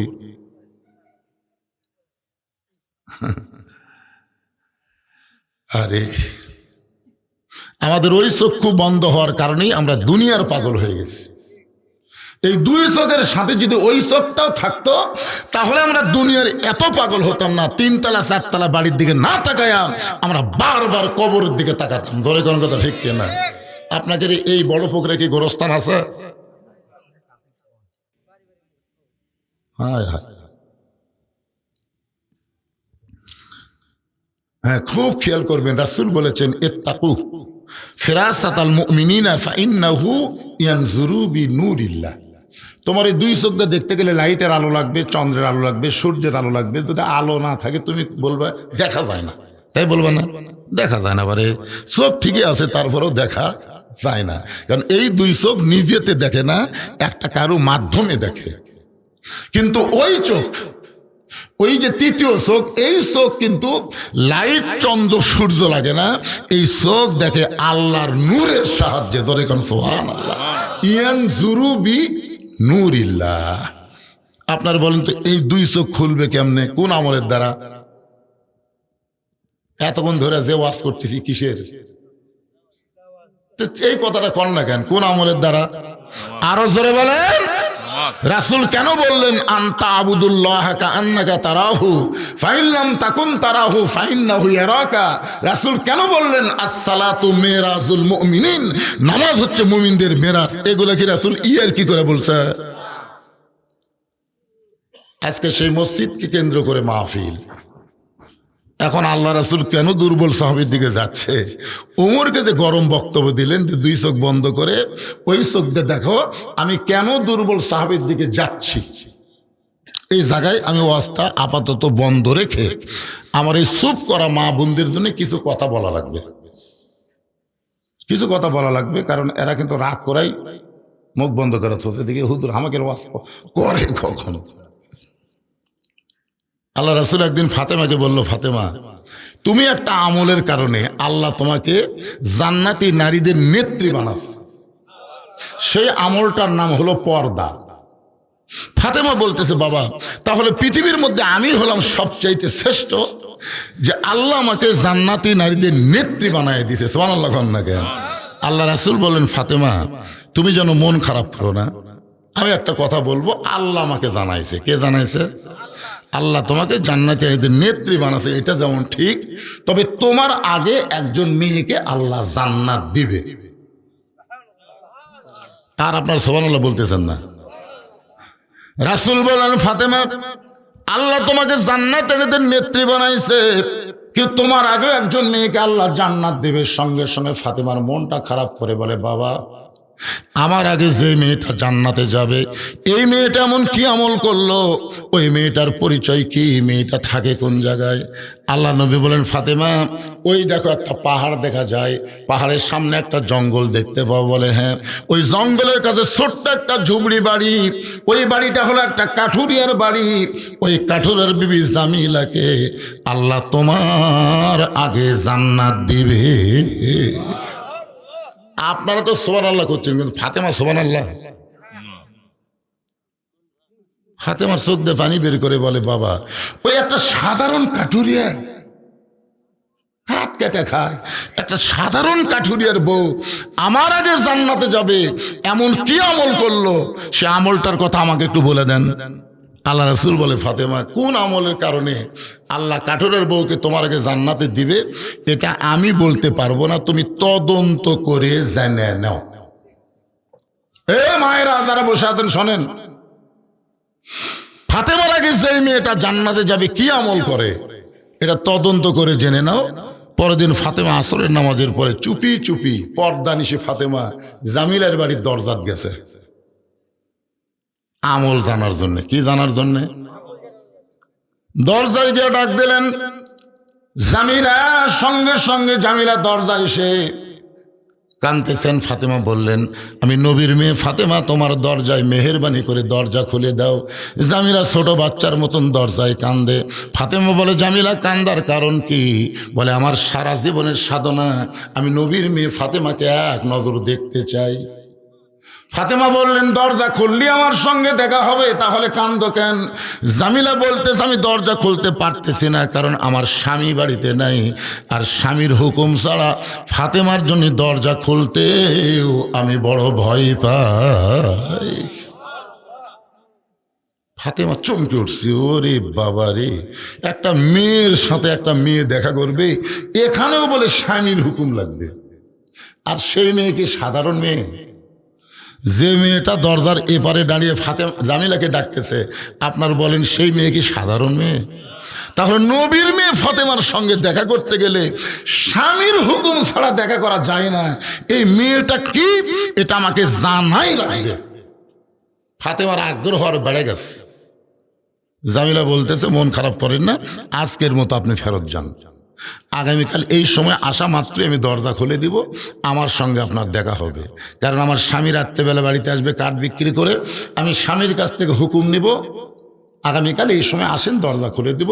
ফাতেমা বললেন, অবশ্যই আসবো ইনশাআল্লাহ। চলে আসলেন বাড়িতে। পরের দিন আসরের নামাজের পরে ফাতেমা যখন আবার জামিলার বাড়ির দিকে রওনা দেয়, এমন সময় ফাতেমার ছোট ছেলে হোসাইন সামনে দাঁড়ায় বলে, মা, গতকাল অনেক বেলা অনেকক্ষণ আপনাকে খুঁজেছি মা, অনেকক্ষণ পর্যন্ত খুঁজেছি, কিন্তু আপনাকে বাড়িতে পাই নাই। গতকাল এই সময় কোথায় গেছিলেন, আজকেও কোথায় যাবেন? আজকে আর আপনাকে একা যাইতে দিব না, আমি হোসাইন আপনার সঙ্গে যাবার চাই। হাসান হইলে বুঝান যাইতো, কিন্তু হোসেন জেদি হওয়ার কারণে ফাতেমা কিছুই বলতে পারতেছেন না। ওই হোসেনকে সঙ্গে করে জামিলার বাড়ির দরজায় হোসেন দৌড়ে গিয়ে বলতেছে, মা, গতকালে এই ভাঙ্গা বাড়ির দরজায় আপনি আইছিলেন, আজকেও আসলেন, এই বাড়িতে এমন কি আছে মা, যেই বাড়িতে আমার মা আসে, এই বাড়িওয়ালা কেন আমার মায়ের কাছে যায় না? ধরে কর না সুবহানাল্লাহ। প্রত্যেকটা ছেলে তার মাকে ভালোবাসে কম না বেশি? যে আমার মা এই ভাঙ্গা বাড়ির দরজায় গত করে আইসে, আজকে হইল, এমন কি আছে এই বাড়িতে, আমার মা কেন আসে? এমন সময় ফাতেমা গিয়ে বলে, জামিলা, তুমি কি দরজা খুলবা? জামিলা বলতেছে, 1 ঘন্টা হলে খোলার জন্য দাঁড়িয়ে আছি। ফাতেমা বলতেছে, তাহলে দরজা খুলে দাও। জামিলা বলতেছে, কে যেন আপনাকে মা মা বলে ডাকতেছে, ওই বাচ্চাকে নিয়ে যদি আপনি ঢুকতে চান, তাহলে আজকের মতো আপনি ফেরত যান। কারণ আমার স্বামী শুধু আপনার ব্যাপারে দরজা খোলার হুকুম দিছে, আপনি বাচ্চা কাচ্চা নিয়ে আসবেন, এই ব্যাপারে তো আমার স্বামী হুকুম দেয় নাই। সঙ্গে সঙ্গে হোসেন চিল্লায় বলে, মা, এই মেয়েটা অত্যন্ত খারাপ মেয়ে মা, যে মেয়েটা, আমি ছোট্ট একটা মানুষ, তোমার সঙ্গে থাকার কারণে দরজা খোলে না, এই মেয়েটা কোনোদিন ভালো মেয়ে হতে পারে না। এমন সময় ফাতেমা হোসেনকে কোলে নিয়ে কপালে একটা চুমু দিয়ে বলে, বাবু, তুমি ছোট্ট মানুষ, তুমি বলতে তো খারাপ মেয়ে, অথচ তোমার নানা বলেছে ওই মেয়েটা তোমার মায়ের আগে আল্লাহর জান্নাতে যাবে। তুমি ছোট্ট মানুষ, তুমি বোঝো না, এই কারণেই তুমি বলতেছো খারাপ মেয়ে, কিন্তু তোমার নানা বলেছে ওই মেয়েটা তোমার মায়ের আগে জান্নাতে যাবে। সঙ্গে সঙ্গে হোসেন মায়ের হাত ধরে বলতেছে, মা, তাহলে অযথা এই জায়গায় ঘুরে লাভ নাই, আসল জায়গায় তোমাকে নিয়ে যেতে চাই। হোসেন মায়ের হাত ধরে বলতেছে, অযথা এ জায়গায় ঘুরে লাভ নাই, আসল জায়গায় তোমাকে নিয়ে যাবার চাই। এখন আপনারা বলে তো, মুসলমানের জন্য আসল জায়গার নাম কি? মসজিদ। আগলা আব্দুল আলিম কছে, আব্দুল আলিম, মনে বড় আশা ছিল আমি যাব মদিনায়। ওই সময় কিন্তু বহু আলেম আব্দুল আলিমের এই গানে খুব রাগ করছিল। ওই সময় রাগ করে বলেছিল, আব্দুল আলিম তো মূর্খ মানুষ, এই জন্য কি করতে কি কয়। আব্দুল আলিম বলল, আলিম সাহেবরা কি বলা লাগবে? তখন আলেমেরা বলল, আপনি বলেন, মনে হে বড় আশা ছিল আমি যাব মক্কা মদিনায়। আপনি মক্কারে বাদ দিয়ে শুধু মদিনায় যাবার চান? মক্কা আল্লাহর ঘর, মদিনায় রাসূলের রওজা। আব্দুল আলিম বললেন, রে আলেমেরা শোনো, আল্লাহ কোরআনে বলেছেন, কুল, হে রাসূল আপনি বলেন, ইন কুনতুম তুহিব্বুনাল্লাহ ফাত্তাবিউনি, কেউ যদি আল্লাহকে পাওয়ার চায়, নবী ছাড়া আল্লাহ পাওয়ার কোনো উপায় নাই। মদিনার মানুষটাকে যদি হাত করতে পারো, মদিনার মানুষটার আদর্শ যদি অনুসরণ করতে পারো, তাহলে শুধু মক্কা না, মক্কার মালিক আল্লাহ পর্যন্ত তোমার হয়ে যাবে। এখন বলেন আসল জায়গা কোনটা, মক্কা না মদিনা? আরো জোরে কন। আচ্ছা, সরকার যদি আপনাদের সুযোগ দেয়, যে আপনাদেরকে সুযোগ দিলাম মক্কা মদিনার যে কোনো জায়গায় যাওয়া লাগবে ফিরি ফিরি, যারা মক্কার যাবা তারা মদিনার যাওয়ার পারবে না, আর যারা মদিনার যাবা তারা মক্কার যাওয়ার পারবেন না, আপনারা কোন জায়গার টিকিট কাটবেন? দেখছেন? আমি দেখছি রে ভাই, যখন মক্কা থেকে মদিনায় যাওয়ার কথা মুআল্লিম বলল যে আগামীকাল ফজরের পরে আমরা মদিনার উদ্দেশ্যে রওনা দেব, আমি দেখছি সারা রাত একটা হাদিস আমরা ঘুম পাড়িনি। মদিনার যাওয়ার জন্য এমন ব্যাকুল, বুঝলেন, খালি কান দেখা, হুজুর মদিনার যা কোন আমল বেশি করলে নবীর সাথে দেখা হবে। আরে পাগলা, নবীর কাছেই তো যাচ্ছে, বেশি বেশি দরুদ পড়বে। আমি দেখি কেউ ঘুমায়নি। আবার যেদিন বলতেছে আজকে মদিনার থেকে মক্কার যাওয়া লাগবে, দেখি সব কাঁদতেছে। আমি, কান্দেন কেন? মক্কা তো আল্লাহ না হুজুর, মদিনার থেকে যাওয়ার মন চায় না হুজুর। মদিনায় কি আছে? যারা হজ করবার গেছে তারা বুঝবার পারবে কি আছে মদিনায়। রাসূল যখন মদিনায় ছিল তখন মক্কার কাফেরেরা কাবা ঘরের মধ্যে 360টা মূর্তি ঢুকেছে। তোর এখন কথা ঠিক কিনা? যখন রাসূল মক্কা বিজয় করলেন, কাবা ঘরের ভিতর থেকে মূর্তিগুলো বের করে যখন ভাঙতেছিলেন, সাহাবেরা বললেন, ইয়া রাসূলুল্লাহ, আল্লাহর ঘর, অথচ কাফেরেরা মূর্তি ঢুকালো, আল্লাহ কি করলো? আল্লাহ নবী বললেন, সাহাবেরা শোনো, আল্লাহর ঘর নিরাপদ তখনই থাকবে যখন আল্লাহওয়ালারা আল্লাহর ঘরের কাছে থাকবে। আল্লাহওয়ালারা না থাকলে আল্লাহর ঘরের মধ্যে কুত্তা ঢুকবে, আল্লাহর ঘরের মধ্যে গরু ঢুকবে। জোরে কোন কথা ঠিক কথা কন না? যদি আপনাকে এলাকায় মুসল্লি না থাকে, মসজিদ টাইস করা, আমি দেখছি আক্কেলপুরে এক মসজিদের মধ্যে আসর পড়বার যায়, মসজিদে টাইসের উপরে হাত দিয়ে দেখলাম ধুলে। কে রে মুয়াজ্জিন সাহেব, ধুলে কেন? এই যে ধুলে, হুজুর আজান দিয়ে আকামত দিয়ে কেউ আসে না, খামাকা ঝাড় দিয়ে কি হইবে? আজান দিয়ে আকামত দিয়ে কেউ আসে না, আমি সেই জন্য ঝাড়িও দিই না। আপনি দেখেন আমার জায়গার ধুলে নেই, গামছার 2 বাড়ি মারে আল্লাহ আকবার নামাজ পড়ে চলে যায়। তাই আমি বললাম, তাহলে মসজিদকে ঝাড় দাও না?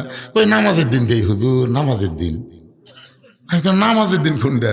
বলে আক্কের উপর লোকেরা জুমার দিন নামাজের দিন কয়, ওই এক উক্ত নামাজ ছাড়া আর নামাজ পড়ে না। আল্লাহ কোরআনে বলেছেন, ফাওয়াইলুল লিল মুসাল্লিন, যারা জুমার দিন শেষে এসে আগে যায় এরা আল্লাহর মুসল্লি না, এরা হলো শয়তান। ধরে বলেন, এরা কি? এরা হলো শয়তান। হোসাইন মায়ের হাত ধরে টেনে টেনে আল্লাহর নবীর কাছে নিয়ে আইছে।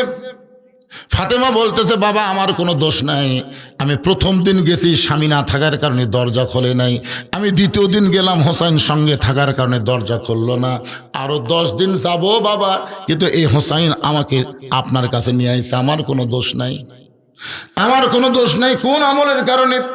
ওই কাঠুরের বউ জামিলা আমার আগে জান্নাতে যাবে, এটা আমি জানবার চাই, দরকার হলে কয়বার যাব।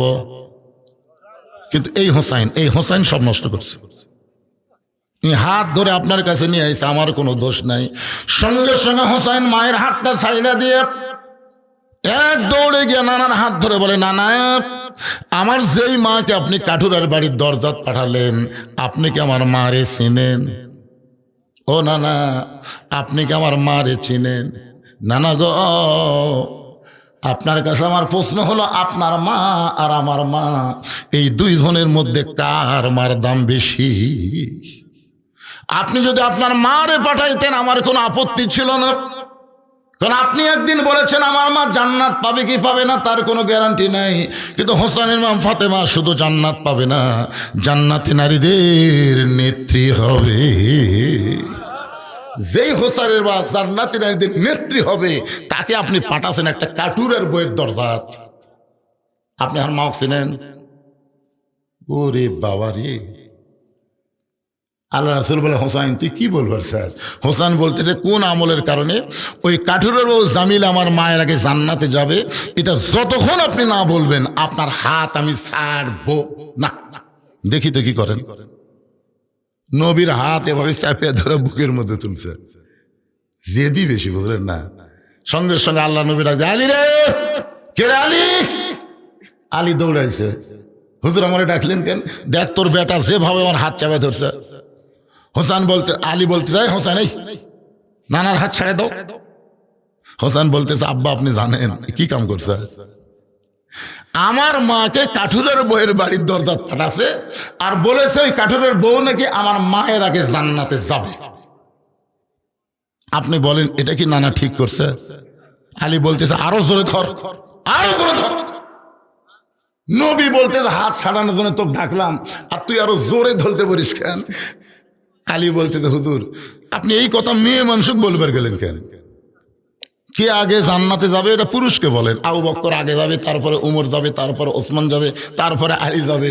আমরা মরদ মানুষের বিশ্বাস হলো জান্নাত পালি হলো, আগে কি আর পরে কি পালি হলো। জোরে কোন কথা ঠিক কিনা? এইটা মেয়ে মানুষ কবার গেছেন কেন? আপনি জানেন মেয়ে মানুষ কি জাত? সোনাল্লাহ কন্যা কেন? হয়তো আলী নবীকে বলতেছে এইটা মেয়ে মানুষকে কেন বলবার গেলেন? আল্লাহ রাসূল বলে, আলী একদিন তোমাকে নিষেধ করেছিলাম, আজকে তোমাকে বলার হুকুম দিয়ে দিলাম। ধরে কোন সুবহানাল্লাহ। ফাতেমা বলে, স্বামী গো, আমার বাবা একদিন আপনাকে বলতে নিষেধ করেছিল, আজকে বলার হুকুম দিল, বলেন তো বিষয়টা কি? আলী বলতেছে, কোন আমলের কারণে জামিলা তোমার আগে জান্নাতে যাবে ওটা আল্লাহর নবীও জানি, আমিও জানি। ফাতেমা বলতেছে, আপনি জানেন তো আমাকে বলেননি কেন? বলা নিষেধ, তোমার বাবাই আমাকে নিষেধ করছে। তোমার বাবাই বলেছে আনা মাদিনাতুল ইলমি ওয়া আলী বাবুহা, আমি হচ্ছে এলেমের শহর, আলী হচ্ছে তার দরওয়াজা।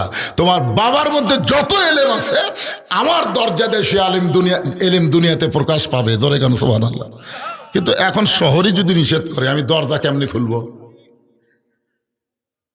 রাসূল বলেন, আলী আজকে বলে দাও। হোসেন যেভাবে আমার হাত ধরে আছে বলে দাও, বলে দাও। এবার হযরত আলী বলতে, ফাতেমা তাহলে শোনো, কোন আমলের কারণে কাঠুরেরও জামিলা তোমার আগে জান্নাতে যাবে এইটা যদি শুনবার চাও তাহলে তোমাকে ধৈর্য ধারণ করা লাগবে। কারণ একজন মেয়ের কাছে আর একজন মেয়ের প্রশংসা করলে মেয়েরা ধৈর্য ধরতে পারে। করে দেখছেন কোন দিন? আমি একদিন আমার বইয়ের কাছে খালি বলছি, আল্লাহ যদি আমাকে জান্নাতে হুর দেয়, হুরের চোখ হবে এইরকম, মুখ হবে এইরকম, মানে হুরের কথা বলতেছি কোরআন থেকে। আর বউ দেখি বালুচ বগলের মধ্যে লিয়ে বের হয়ে যাচ্ছে। এখন কোথায় যাও? হুরুক লিয়ে থাকে না, আমার কি দরকার? আমি সেই দিন থেকে তওবা করছি, কোনো মেয়ের প্রশংসা তো বইয়ের কাছে করাই যাবে না, এমনকি হুরের কথাও বলা যাবে না। তারা এত হিংসুক, বেহেশতের হুরকেও সতীন মনে করে। ধরে কথা কন না কেন ভাইজান? দেখেন কান ফেলে খালি শুনতেছে। আরে হিংসা হওয়া ভালো। স্বামী কোনো মেয়ের না হোক, প্রত্যেকটা মেয়ে এভাবে স্বামীকে ভালোবাসা দরকার। ধরে কোন কিনা? এমন ভালোবাসা দেন বাহিরের একটা মেয়ের দিকেও আপনার স্বামী তাকাবে না, ঘরতে এসে আপনাকে দেখলে পাগল হয়ে যাবে। কিন্তু আপনার তো ঘরের মধ্যে পেতনি হয়ে থাকেন, মা বাইরকার গুলো কি সাজা গুজা ঘরে, বাড়িতে এসে দেখে এটি হলুদ বেরোতেছে, এটি কালি বেরোতেছে, কাপড় চোপড় ময়লা পড়ে আছে। কোনো জায়গার যখন যাবার চায় ভালো কাপড় বাইর করে পরে তার ঘরে যায়। আমি বলতেছি বাহিরে যখন যাবেন কালো বোরকা পরবেন, ভালো কাপড় পরবেন স্বামীর কাছে। ধরে কথা কন না কেন? কারণ মেয়েদেরকে শুধু একজনই দেখতে পারবে প্রাণ ভরে, তার নাম হলো স্বামী। স্বামী ছাড়া কোনো পরপুরুষ মেয়েদেরকে দেখতে পারবে? জোরে বলেন, পারবে? আলী বলতেছেন, ফাতেমা তাহলে শোনো, তোমার কি মনে আছে একদিন দুপুর বেলায় তুমি আমার সামনে কাঁদতেছিলে? আমি বললাম, ফাতেমা কান্দো কেন? ফাতেমা বলে, স্বামী গো আপনি জানেন না, আপনার হাসান হোসেন না খেয়ে কাঁদতে কাঁদতে ঘুমিয়ে গেছে। ঘুম থেকে ওঠার পরে খাবার বায়না করবে, গোটা বাড়ি তন্ন তন্ন করে খুঁজলাম, খাবার কিছুই নাই, আপনার পকেটের মধ্যেও পয়সা নাই। ওগো স্বামী, এই ওন্নাটা আপনাকে দিলাম, এই ওন্নাটা বিক্রি করে যে টাকা হবে সেই টাকা দিয়ে আজকের মতো হাসান হোসেনের জন্য খাবার নিয়ে আসেন। আলী বলতেছেন, ফাতেমা তুমি যখন অন্যখানা আমারে দিলে, আমি সঙ্গে সঙ্গে অন্যটা পকেটের মধ্যে নিয়ে বাজারের দিকে রওনা দিলাম। যখনই বাজারের মধ্যে গেলাম, এমন সময় আমার মন বলতে চালি রে, তুই অন্য বিক্রি করে যদি বের করে বিক্রি করতে চাস, আর খরিদ্দার যদি জিজ্ঞাসা করে এটা কার অন্যা, তুমি যদি বলো আমার বইয়ের অন্যা, তাহলে খরিদ্দার মনে মনে চিন্তা করবে যে এই ব্যক্তি বইয়ের জিনিস বেচা খায়, সেই পুরুষ হলো দুর্বল পুরুষ। আপনার বলেন তো হযরত আলী দুর্বল না সবল? কদ্দুর সবল? আল্লাহ রাসূল বলেছেন আলী ও আসাদুল্লাহিল গালিব, আলী এত সবল, আলী হচ্ছে আল্লাহর সিংহ। ধরে কোন সুবহানাল্লাহ। কিন্তু মন বলতেছে আলী পকেট থেকে অন্যা বের করবার চালেই খরিদ্দার যে জিজ্ঞাসা করে কার অন্যা, তুমি যদি বলে আমার বইয়ের অন্যা, তাহলে অবশ্যই খরিদ্দার মনে মনে চিন্তা করবে যে পুরুষ বইয়ের জিনিস বেচা খায়, এই পুরুষ হলো দুর্বল পুরুষ।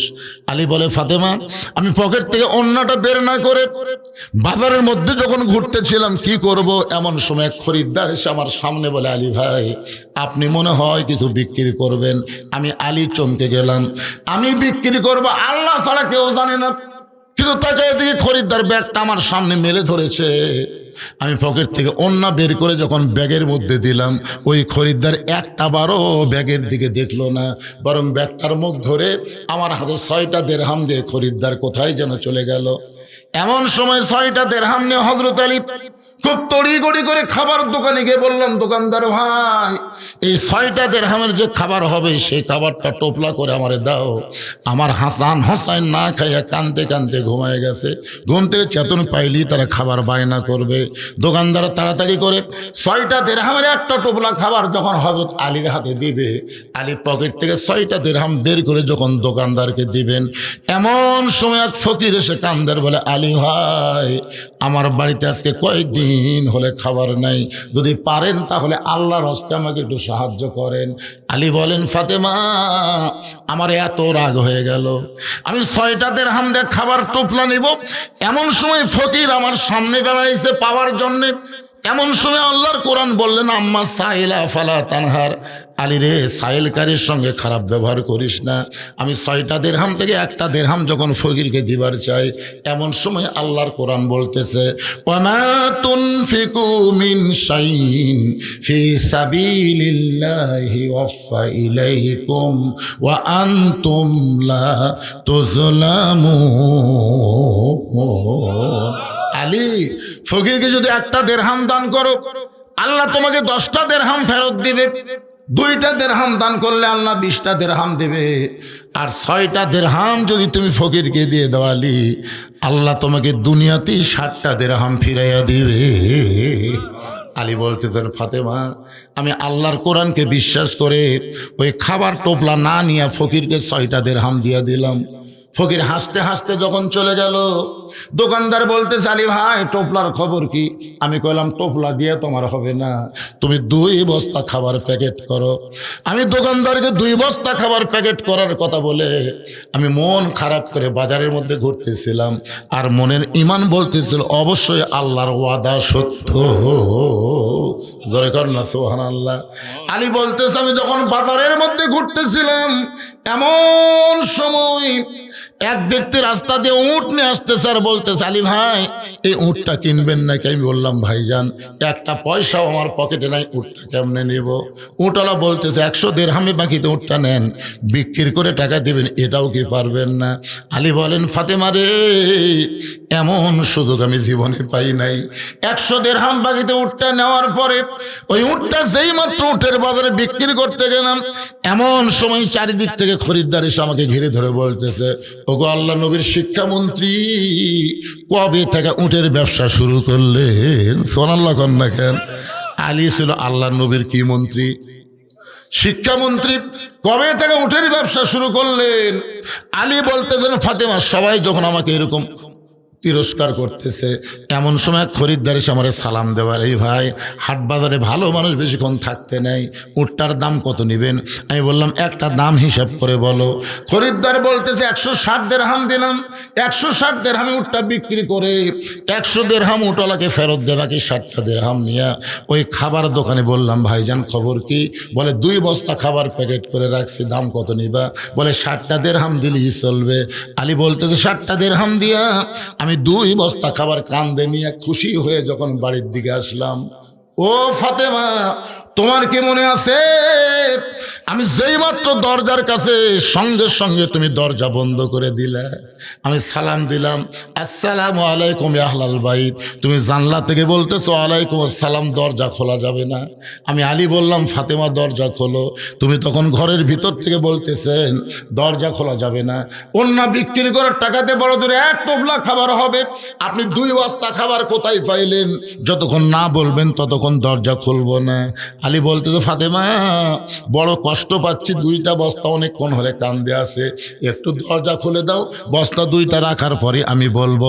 ফাতেমা বলতেছে যতক্ষণ না বলবেন ততক্ষণ আমি দরজা খুলবো না। আলী বলতেছে ফাতেমা দরজা খোলো তারপরে বলবো। ফাতেমা বলতেছে আপনি না বললে দরজা খুলবো না। এমন সময় আল্লাহর কোরআন আমার সামনে বলতেছে আর রিজালু কাওয়ামুনা আলান নিসা, আলী রে পুরুষ থাকবে উপরে নারী থাকবে নিচে, খবরদার যতক্ষণ পর্যন্ত ফাতেমা দরজা খুলবে না ততক্ষণ পর্যন্ত বস্তার খবরও তুমি বলবা না। জোরে কান না সুবহানাল্লাহ। আল্লাহর কোরআন বলতেছে আলী আর রিজালু কাওয়ামুনা আলান নিসা, যতক্ষণ ফাতেমা দরজা খুলবে না খবরদার বস্তার কথা বলবা না। আলী বলে ফাতেমা তুমি যখন দরজা না খুললে জিদ করে, আমি তখন জিদ করে 2 বস্তা কান্দে নিয়ে আল্লাহর নবীর কাছে আসলাম। এসে দেখি আল্লাহর নবী বসে আছে। আমাকে দেখা মাত্রই নবী উঠে এসে আমার কাঁধ থেকে 2টা বস্তা নামায় নিয়ে আমার কপালে চুমা দিলে। আমার মুখটা ভার দিকে রাসূল বলে আলী আমি বসে থাকা মানুষ উঠে এসে তোমার কাঁধ থেকে 2 বস্তা নামাই নিলাম, তোমার কপালে চুমা দিলাম, তারপরেও তোমার মুখে হাসি নাই। আমি তখন বললাম আপনি নবী ভালো কিন্তু আপনার মেয়ে ভালো না, আপনি বাপ ভালো কিন্তু আপনার মেয়ে ভালো না। সঙ্গে সঙ্গে রাসূল বলে আলী যে কথা একবার বলেছ এ কথার 2বার বলো না। আমার ফাতেমা ভালো না, মেয়ে ভালো না, এ কথা কেমনে বললে? বলে হুজুর আপনি জানেন কমপক্ষে 10 বার বলেছি দরজা খোলো, প্রত্যেকবারে বলেছে বস্তার মধ্যে কি আছে, কেন 2 বস্তা পালেন, অন্যার বিক্রি করার টাকা দিয়ে বড় জোর 1 টোপলা হবে, আপনি 2 বস্তা কোথায় পাইলেন? যতক্ষণ না বলবেন ততক্ষণ দরজা খুলবো। আমি বলেছি খোলা মাত্রই বলবো। বলে না আগে বলেন তারপরে খুলবো। এরকম জিদ করে যখন দরজা খোলেনি আমি রাগ করে আপনার কাছে আইছি। আল্লাহ রাসূল বলে আলী ফাতেমা ইচ্ছা করেই দরজা খোলেনি, না খোলার কারণ হলো তোমাকে আমার কাছে পাঠাইয়া দেওয়া। আলী বলতে হুজুর আপনার কাছে আমাকে পাঠানোর উদ্দেশ্য কি? রাসূল বললেন 4 কারণ। তোরে কোন কয় কারণ? 1 নম্বর কারণ হলো কে তোমার কাছ থেকে অন্যা কিনেছে তুমি তাকে চিনো? আলী বলতে হুজুর আমি তো চিনি না। আল্লাহ রাসূল বললেন কে তোমার কাছে ভিক্ষা চাইছে তুমি তাকে জানো? আলী বলে না হুজুর আমি তো জানি না। আল্লাহ রাসূল বলে কে তোমার কাছে উট বিক্রি করলো তুমি তাকে চিনো? না আমি তো চিনি না। কে খরিদ্দার হয়ে উট কিনলো তুমি জানো? জানি না। তো এগুলো জানা লাগবে না? এগুলো জানার জন্যই তো আমার মেয়ে তোমাকে বস্তা সহ আমার কাছে পাঠিয়ে দিছে। ধরে কর না সুবহানাল্লাহ। এখন বলো আলী ফাতেমার অন্য কে কিনেছে? কোন খরিদ্দার তোমার কাছ থেকে ভিক্ষা নিল? কোন ফকির তোমার কাছে ভিক্ষা নিল? কোন কে তোমার কাছে উট বিক্রি করলো? কোন খরিদ্দার তোমার কাছে উট কিনে নিল? তুমি কি জানবার চাও? আলী বলতেছে 1 কোটি বার জানবার চাই। রাসূল বললেন তাহলে বসো আমি জানা। হযরত আলী বসে গেছে, এখন আল্লাহ রাসূল জানাবে। আপনারা জানবেন? মানুষ আজকে কম হোক, আমার গলাও ভাঙ্গা হোক, কিন্তু আজকে শ্রোতার মান ভালো। আপনার বলেন তো এ পর্যন্ত বাড়তিছে না কমতিছে? শ্রোতারা বাড়তিছে, কেউ উঠতেছে না। মানে আলীও বসে গেছে, না শোনা পর্যন্ত উঠবে না। আপনারাও বসে থাকেন, শুনবেন না? মাশাআল্লাহ দরজা পর্যন্ত বসে গেছে পারে। আমি আপনাদের বলবো, রাসূলও বলবেন, আলীও জানবে, আমরাও জানবো কোন খরিদ্দার ফাতেমার ওন্না কিনলো, কোন ফকির আলীর কাছে ভিক্ষা নিল, কে আবার উট বিক্রি করলো, আবার খরিদ্দার হয়ে কে উট কিনলো। রাসূল আলীকে জানাবে, আমরাও জানবো ইনশাআল্লাহ। আমার মায়েরাও ধৈর্য নিয়ে বসে আছেন। তবে মসজিদের জন্য 10টা মিনিট আমি একটু আপনাদের কাছে হাত বাড়াবো। এ আল্লাহর ঘরের উদ্যোগে, আল্লাহর ঘরের উন্নয়ন কল্পে মাহফিল, আমাকে একজন যিনি প্রধান অতিথি তিনি আমাকে মোবাইলে বলে দিয়েছে, হুজুর আপনি আমার বাবার জন্য প্রাণ খুলে দোয়া করবেন। জনাব মোহাম্মদ ইউসুফ আলী রনি, উনি আল্লাহর ঘর মসজিদের জন্য 1,00,000 টাকা দিবে। ধরে করেন সুবহানাল্লাহ। উনি 1,00,000 টাকা দিবেন। মসজিদের কি কাম বাকি আছে? সাদই হয়নি, ও আর এক তালার সাদ, মানে সাদ করার সময় উনি 1,00,000 টাকা দিবেন। তো আপনারা তো মাশাআল্লাহ। বড় পোখরারে যে মসজিদের উদ্যোগে মাহফিল হচ্ছে, এই মসজিদের কারা কারা তার একটা হাত তোলে না, তুললি কি দেওয়া লাগবে? কের পাগলা হাত তুলবার কছি, কয়েকটা মানুষ বসে আছে, সেটা দেখা লাগবে না? আচ্ছা, বড় পোখরের বেড়া যারা, তারা হাত তোলেন তো। যারা আপনারা যারা বাহির থেকে গাইছেন ওয়াজ শুনবার, তারা একটু হাত তোলেন তো। আচ্ছা, হাত নামান। কিসের আদায়? প্রত্যেক পাড়ায় পাড়ায় মসজিদ আছে না নাই? তা আপনাদের মসজিদে আপনারা দিবেন, এর দেওয়া লিবিকা।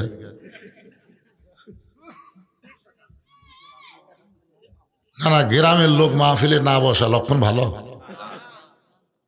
এরা খালি তবারক পাকাচ্ছে। আমি আবার এই 42 বছরের ওয়াজের জীবনে প্রথম শুনলাম যে তবারকের সাথে আবার ডিমও দিচ্ছে।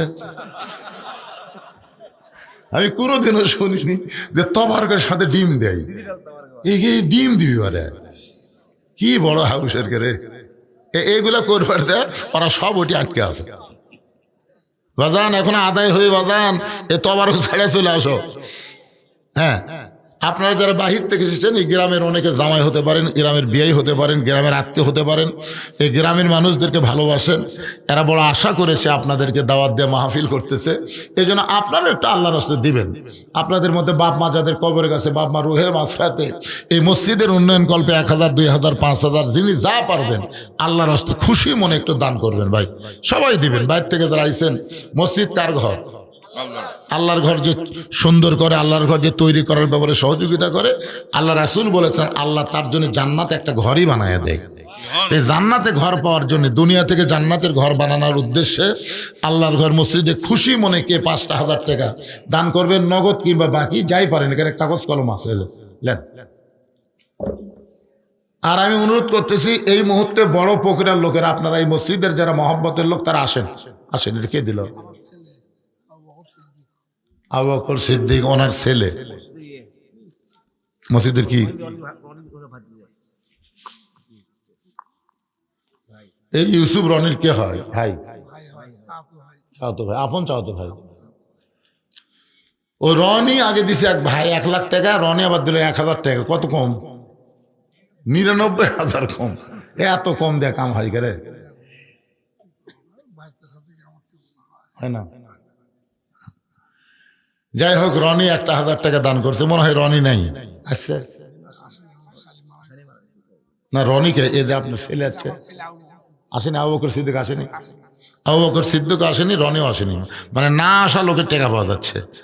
একজন দিয়েছে 1,00,000, আর একজন দিয়েছে 1,000 টাকা। আল্লাহ দানকে কবুল করেন। আল্লাহ তোমার ঘরের জন্য, সকলে বলে আমিন। আপনাদের মধ্যে নাই এরকম কেউ 1 বস্তা 2 বস্তা সিমেন্ট দিবেন, দোতলা করবেন, বোঝেন না? সব একটু 1-2 বস্তা করে সিমেন্ট দেন। দেরি হচ্ছে, আমি কি মনাজাত করছি? 4টা ওয়াজ ঠিকই দিছি। আর নবী কেবল যাচ্ছে দুর্বল সাহাবীর দিকে, ওমর ফারুক জুব্বা টানা ধরছে। না না না, মন কি গলা ভাঙ্গা, যাই হোক, সময়ের জ্ঞান আমার নাই। আমি এই জায়গায় কেউ ওয়াজ করিনি।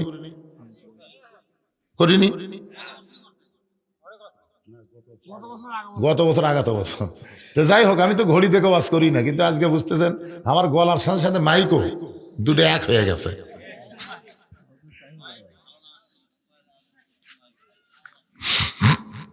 তো যাই হোক, আপনারা একটু সবাই 1-2 বস্তা করে সিমেন্ট দেন। বাজান সবাই একটু নিয়ত করেন আল্লাহর রাস্তে। বলেন বলেন বলেন, আল্লাহর ঘর, ঘর টাকা কে রে ভাই? কে কুড়ি থেকে কয় রে? কে পাশে মনে যায়? কি নাম? ওনার নাম কি? তাইজুল ইসলাম। আল্লাহর ঘরের জন্য 2 বস্তা সিমেন্ট। ধরে বলেন মারহাবা। বাপ মা আপনজন যদি কবরে যায়, এই দানের উসিলায় আল্লাহ তার বাপ মার কবরকে জান্নাতের টুকরা বানায় দেখ। জোরে কর আমিন। আজকের এই মাহফিলের সভাপতির দায়িত্বে কে আছেন? এই মাহফিলের এই গ্রামের বাড়ি কৃষক 1,00,000 লেওয়া লিখবি। হ্যাঁ, ওই গ্রামে মসজিদ নাই, দলসারা মসজিদ নাই। এরকম জোর জবস্তি করে যেটা লেয় তার নাম হলো সাদা। তার নাম কি দিব না, এটার নাম হলো সাদা। আর দান হচ্ছে আপন ইচ্ছাই যেটা জবান থেকে আসবে সেটাই দান। কথাটা বুঝলেন? আমরা কি দান নেব না চাঁদা নেব? তো আমার ভাইদানের কাছে আমি দান চাচ্ছি, চাঁদা না। খুশি মনে যা দিবেন তাই।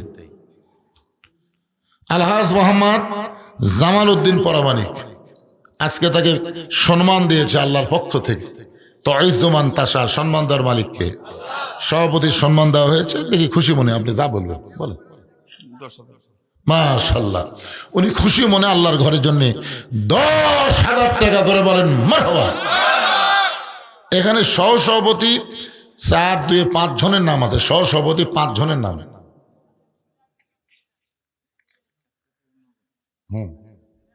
কি নাম আপনার? এই গ্রামে বাড়ি? মাশাআল্লাহ, মকসেদ আলী। আল্লাহ তোমার বান্দা 100 টাকার নগদ আর 1000 টাকা বাকিতে করছে দান। আল্লাহ মকসেদ আলীর দানকে আল্লাহ আপনি কবুল কর, আল্লাহুম্মা আমিন। এই সহসভাপতি 5 জনের একজন এখানে নাই। এত চশমা ছাড়া দেখাও কঠিন। চশমা পকেটে তো আসলে কুটি গেল রে চশমা রে। এই দেখেন তো সভাপতি কে? 1 নম্বর কার নাম আছে? এই গ্রামে বাড়ি মোবারক আলী। অসুস্থ মানুষ তো, অসুস্থ মানুষ দোয়ার জন্য দান করুক, আসুক না আসুক অসুবিধা নেই। ওনার ছেলে টেলে কেউ নাই? এই মোবারক আলী তো অসুস্থ, তার ছেলে এখানে কেউ নাই? তার আপনজন সুস্থতার জন্যই তো কিছু দান করা দরকার। বড় আশা করে সহসভাপতিতে নাম দিছে। আর তারা যদি না আসে, ভাই এখানে 5 জনের নাম আছে, একটু আল্লাহর রাস্তা আসেন তো দেখি। সবাই আসেন। যে 5 জনের নাম দেওয়া হচ্ছে আসেন। সম্মানিত অতিথির মধ্যে মোহাম্মদ জাহাঙ্গীর আলম, উনি দিয়ে গেছে নাকি না দিবে? জাহাঙ্গীর আলম উনি 2000 টাকা আল্লাহর ঘরে দান করছে। আল্লাহ তার দান কবুল করুক, আল্লাহুম্মা আমিন। জনাব মোহাম্মদ জাকির হোসেন খান, শোনেন, অসুস্থ মানুষকে তুলে তো অত জিদ করেন না তো, খিচড়ির সাথে ওয়াজ। আমার তো শেষ হয়নি, শেষ করছি, তাই ওই দিক তাড়াতাড়ি করেন যান। জাকির হোসেন খান, জাকির হোসেন খান আসছিল কি চেয়ারম্যান?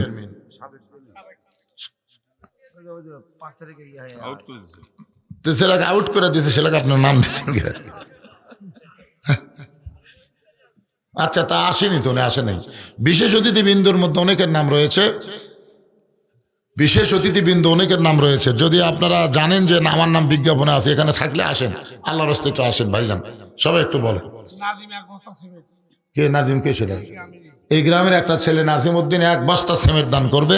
আল্লাহ নাজিম উদ্দিনের দানকে আল্লাহ আপনি কবুল করেন, আল্লাহুম্মা আমিন। আপনি কোন পদে আছেন? আপনি কোন সেক্রেটারি? মসজিদ সেক্রেটারি কে? শফিকুলের মা। শফিকুলের মা, মায়েদের মধ্যে থেকে একজন মা আমার 500 টাকা দান করছে। আল্লাহ মায়ের দানকে কবুল করেন, আল্লাহুম্মা আমিন। এই সেক্রেটারি সাহেব দৌড় দেন না। সেক্রেটারি সাহেব বলেন, সেক্রেটারি সাহেব বলেন আপনি কি দিবেন বলেন। এটা হলো কে রে? বাকি কি দিবেন? 1000 নগদ দেন, বাকি সিমেন্ট দেন, কিছু দেন। দেখ টাকা বার করতেছে, একবার ব্যালকুলি কাটে নিবি এটি। মাশাআল্লাহ, সেটার হিসাবে 1000 টাকা নগদ, বাকি কত নেবেন? দৌড় মানে কেন সেটা বলে জানি, লিখতেছে তো, লিখতেছে। সেটার সাহেব নগদ 1000, বাকি 1 বছর সিমেন্ট দান করবে। আল্লাহ মসজিদের সেটারের দানকে আল্লাহ আপনি কবুল করেন। মসজিদের সভাপতিকে, মসজিদের সভাপতি তো মাহফিলের সভাপতি, মসজিদের সভাপতি ও উনি। আচ্ছা আচ্ছা, এমন একজন ধনী মানুষ যখন ইনশাআল্লাহ মসজিদের কাজ শুরু করলে আটকা থাকবে না। কি কোন থাকবে? থাকবে না, অবশ্যই হবে ইনশাআল্লাহ। দেন আপনারা একটু খুশি খুশি দেন না কেন? না গামছা দিবেন? গামছা দিবেন?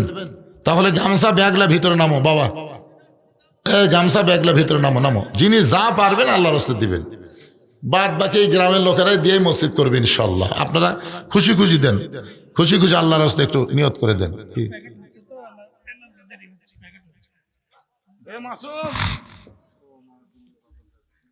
আপনার বাড়ি এই গ্রামে?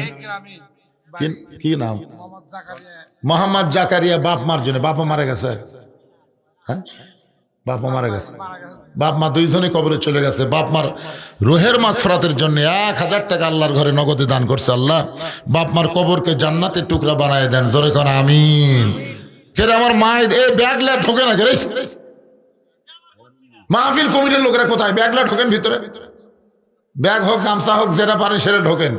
আমার মায়ের আজকে অনেক দান করবে, মায়েদের যে ওয়াজ হয়েছে মায়েদের কাছে যান, হ্যাঁ মায়েদের দান নিয়ে আসেন, যান বিশ্বস্ত লোককে মায়েদের কাছে পাঠায় দেন, যাকে তাকে পাঠাবেন না, টেকাইলে যেন আর একদিকে না যায়। জানি না, আমার কাছে আমার নাই। শেখ চেয়ার হয় নাই ভালো গ্রাম,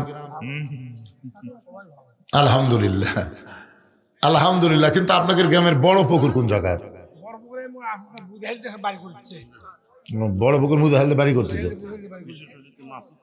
মাশাআল্লাহ, আজকের মাহফিলে একজন বিশেষ অতিথি পাওয়া গেল, মাসুদ রানা 1000 টাকা দান করছে। আল্লাহ মাসুদ রানার দানকে আল্লাহ কবুল করেন, আল্লাহুম্মা আমিন। এর বিশেষ অতিথি আর নাই। আপনারা এখন থেকে বিজ্ঞাপনের অতিথি করবার গেলে আগে টাকা লিয়া তারপরে নাম দিবেন, এই নাম দিয়ে পরে টাকা আর পাবেন না। করছে সেটা আমাকে ইশারা দিবেন না, আমি আবল তাবল বকতেছি, আগেই কাম বানাছে তো, তাহলে আগে যদি বানিয়ে থাকে মাশাআল্লাহ তাহলে হয়ে গেছে ভাই। বিশেষ যারা মন খারাপ করেন না, এরা কিন্তু দিয়ে দিছে, বুঝলেন, আগেই দিছে। সভাপতি আলহাজ আব্দুল জলিল, সহসভাপতি আলহাজ আব্দুল জলিল 1000 টাকা দান করছে। আল্লাহ আব্দুল জলিলের দানকে আল্লাহ আপনি কবুল করেন, আল্লাহুম্মা আমিন। এই দুইজন গামছালে দৌড়ে করতে, তাহলে হবি তাই টাকা লিয়া তারপরে রওনা দেও, টাকা লেওয়া সবাই বার করেন, সবাই বার করেন। একটু মহব্বত না জিকির করেন, লা ইলাহা ইল্লাল্লাহ। দেন কি নাম ভাই জানেন? ধনুর থেকে এখানে কি জন্য দিলেন? মাশাআল্লাহ, ধনুর থেকে এখানে আইসেন, এই গ্রামের আত্মীয়, কি নাম? মোহাম্মদ টুকু মিয়া 1000 টাকা আল্লাহর ঘরের জন্য করছে দান। আল্লাহ তার দানকে কবুল করেনি। আপনজন যারা কবরে গেল, এই দানের ওসিলায় তাদের কবরকে জান্নাতের টুকরা বানায় দেন, আল্লাহুম্মা আমিন। মসজিদের কেশিয়ার গোলাম হোসেন আর 1000 টাকা নগদ আর 2000 টাকা বাকি, মসজিদের কেশিয়ার 3000 টাকা দান করছে। আল্লাহ তার দান কবুল করেন, আল্লাহুম্মা আমিন। ওই কেশিয়ারের শ্বশুর, আপনি শ্বশুর নাই?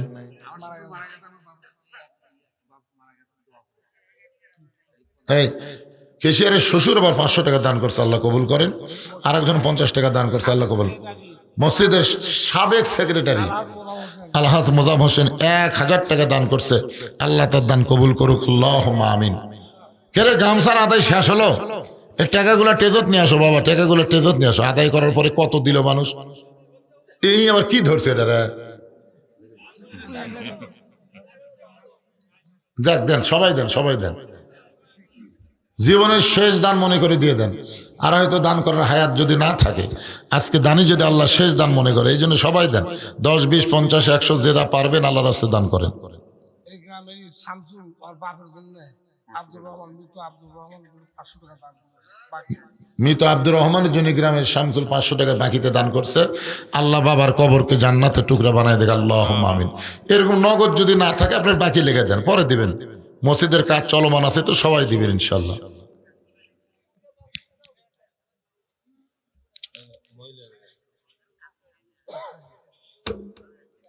এই মহিলা বেশি হয়নি আজকে, তা দিচ্ছে না তো, টাকা তো বেশি টাকা যাচ্ছে না। এরা যে চুল বেছে টাকা পাইবার, এইদিকে চুল কিনবার আসে না নাকি?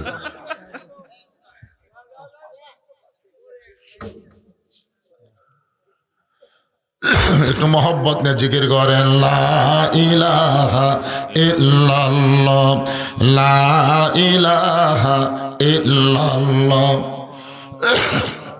লা ইলাহা ইল্লাল্লাহ, লা ইলাহা ইল্লাল্লাহ মুহাম্মাদুর রাসূলুল্লাহ সাল্লাল্লাহু আলাইহি সাল্লাম।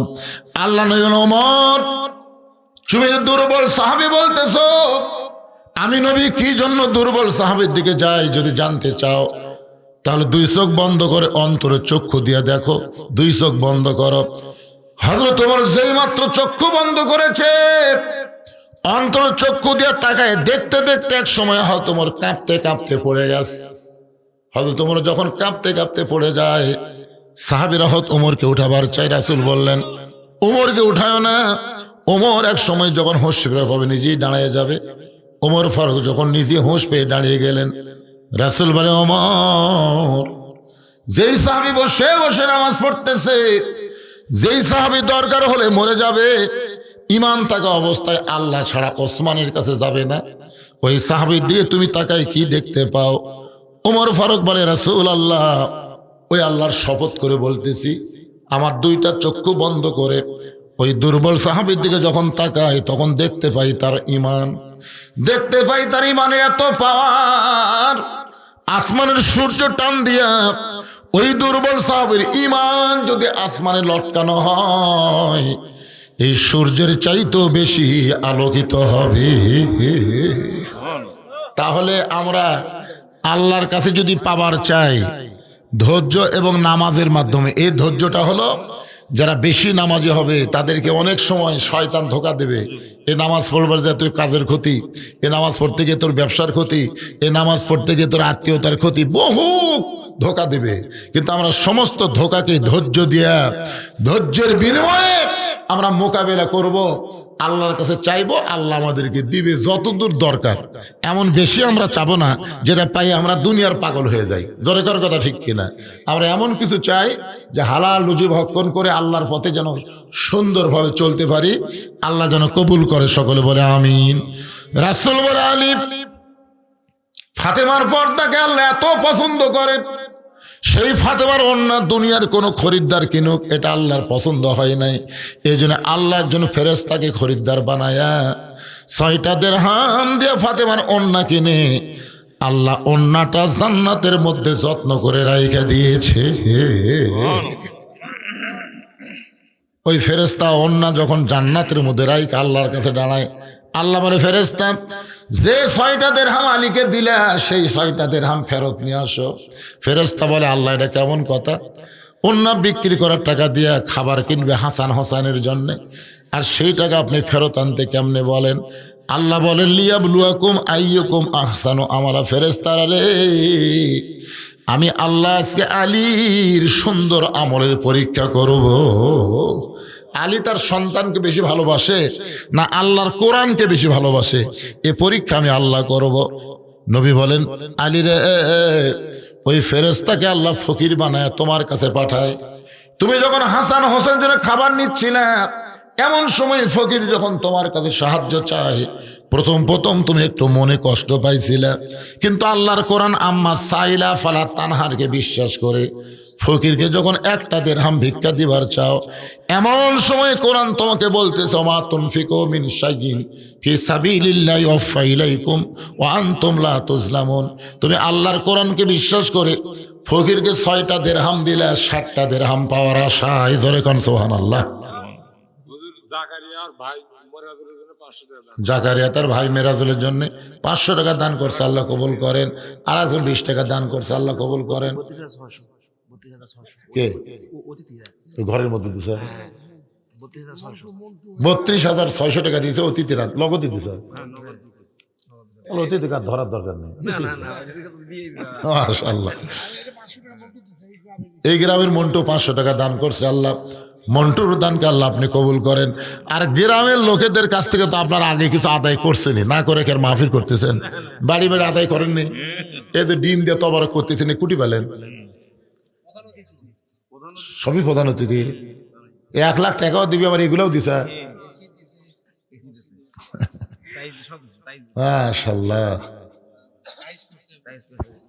আমি যে এবার আইছিলাম সেবার ছিল তো, আমার এই সাইডে বসেছিল না, এবার আসেনি। 2 দিন আগে ওনার শালিকা দুনিয়ার থেকে চলে গেছে। একটা পরিবারের মধ্যে একটা শোক চলতেছে, এই জন্য আসতে পারে না। আমরা প্রাণ খুলে তার বাপ মার জন্য দোয়া করবো, তো শালিকার জন্য দোয়া করবো, সবার জন্য দোয়া হবে ইনশাল্লাহ। আল্লাহ রাসূল বলে, আলী ওই ফেরেশতা ফকিরের সাথে তোমার কাছ থেকে 6টা দিরহাম যখন নিয়ে যায় আল্লাহরে দেয়, আল্লাহ তাকায় থেকে ফেরেশতা মানব স্রোতে চোখ দিয়ে দর দর করে পানি পড়তেছে। আল্লাহ বলে, ফেরেশতা কান্দিস না, আলীকে আমি কোরআন দিয়ে বলেছি 60টা দিরহাম ফেরত দেব। ফাতেমা যে উটের পিঠে চড়ে জান্নাতে যাবে, সে উটটা আলীর কাছে 100 দিরহাম বাকিতে বিক্রি কর। নবী বলেন, আলী রে, ওই ফেরেশতা উটওয়ালা হয়ে তোমার কাছ থেকে 100 দিরহাম বাকিতে উটটা বিক্রি করলো, আবার ওই ফেরেশতাকে খরিদ্দার বানায় আল্লাহ 160 দিরহাম দিয়ে তোমার কাছ থেকে উটটা কিনে নিল।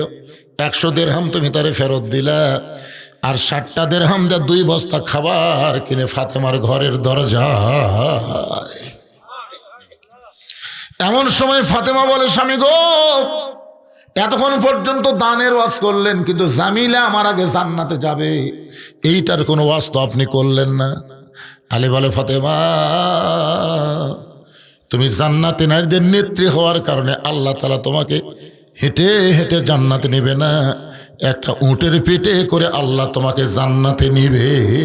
সাল্লাল্লাহু আলাইহি ওয়াসাল্লাম। তুমি ফাতেমা উটের পিঠে চলে যখন জান্নাত দিকে রওনা দিবে, কিছু দূর যাওয়ার পরে উটটার জান্নাতের দিকে যাবে না। ফেরেশতা বলে, আল্লাহ, খাতুনে জান্নাতের উট তো আর জান্নাতের দিকে যায় না। আল্লাহ বলতেছে, উটটা যদি সহজে না যায় তাহলে টেনে টেনে উটটাকে জান্নাতে নিয়ে যাওয়া লাগবে। ফেরেশতারা বলে, আল্লাহ, উটটার টানার মতন তো কিছুই নাই, কি ধরে উটটাকে টেনে টেনে জান্নাতে নিয়ে যাবে? আল্লাহ বলে, ফেরেশতারা শোনো, ওই ফাতেমার ওন্না কিনে আমি জান্নাতের মধ্যে যত্ন করে রাইখা দিয়েছি, ওই ওন্নাটার একটা মাথা উটের গলায় পিষে দাও। ওই ফাতেমার ওন্নাটা উটের গলায় বেঁধে দেওয়ার পরে ওন্নার একটা অংশ নিচের দিকে ঝুলতে থাকবে। এখন ফেরেশতা বলে, আল্লাহ, এই ওন্নাটা রশির মতন টেনে টেনে কে উটটা নিয়ে যাবে?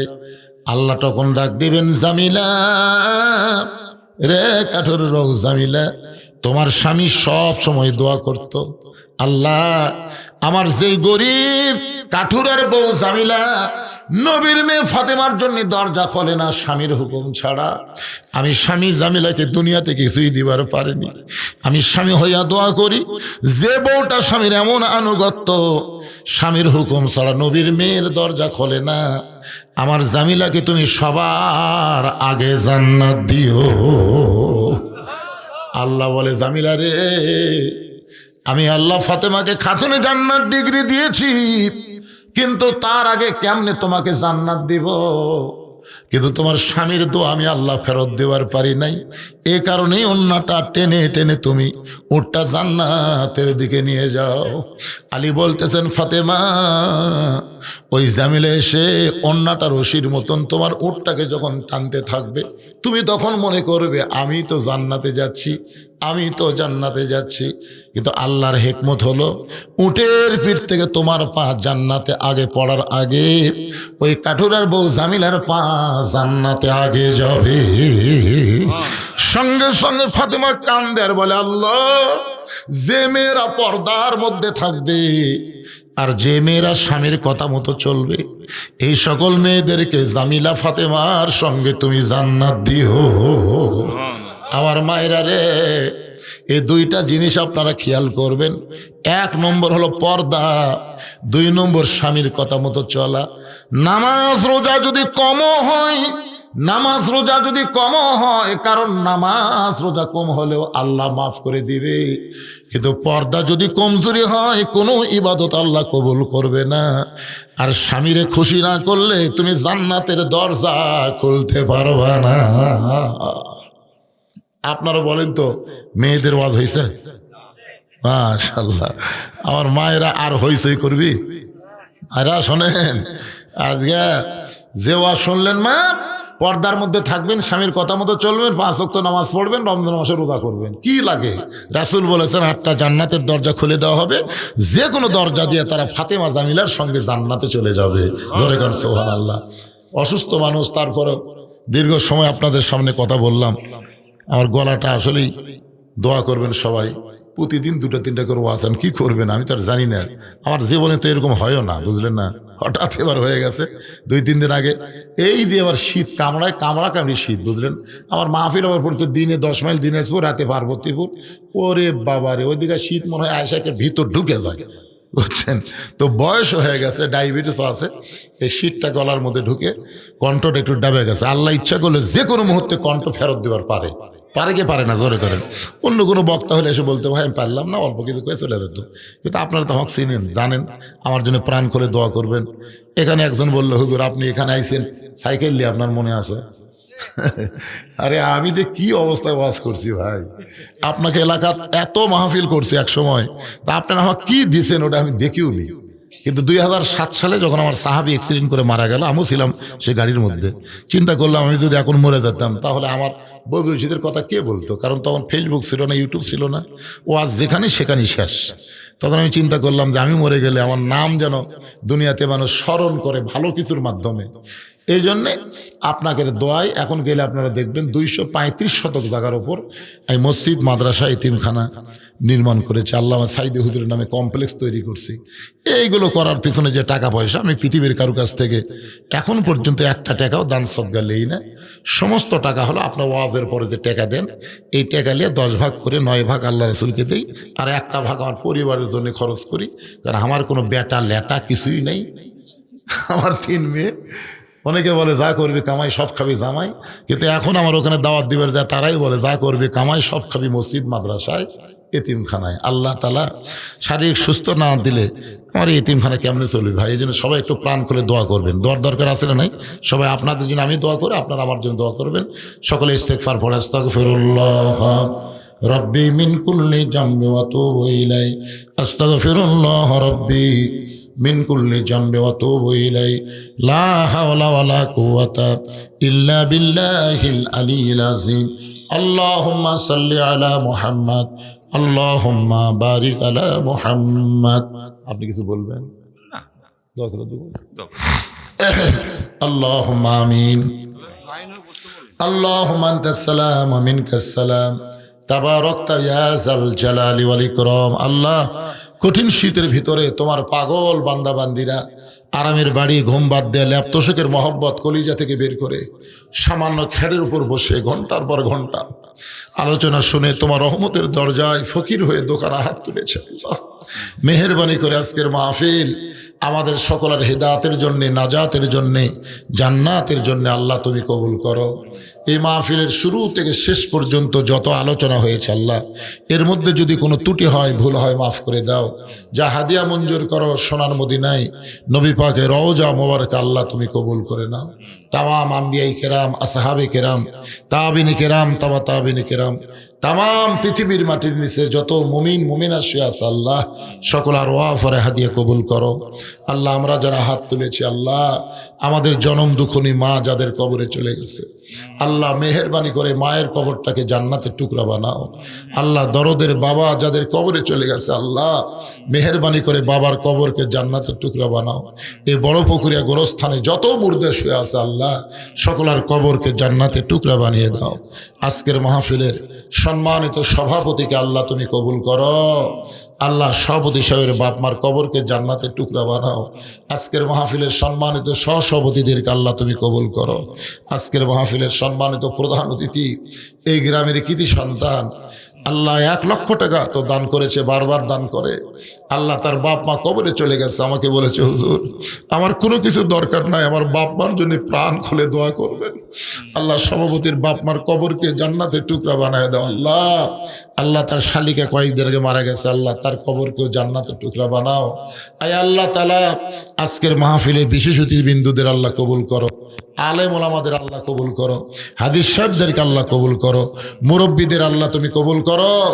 যুবকদেরকে আল্লাহ তুমি কবুল করো। কচি কাঁচা বাচ্চারা হাত তুলে আমিন আমিন করতেছে, আল্লাহ তাদেরকে মাফ করো, কবুল করে নাও। সম্মানিত মা বোনদেরকে আল্লাহ, আমার মা বোনদের আবেদা সালেহা পর্দানসী কবুল করো।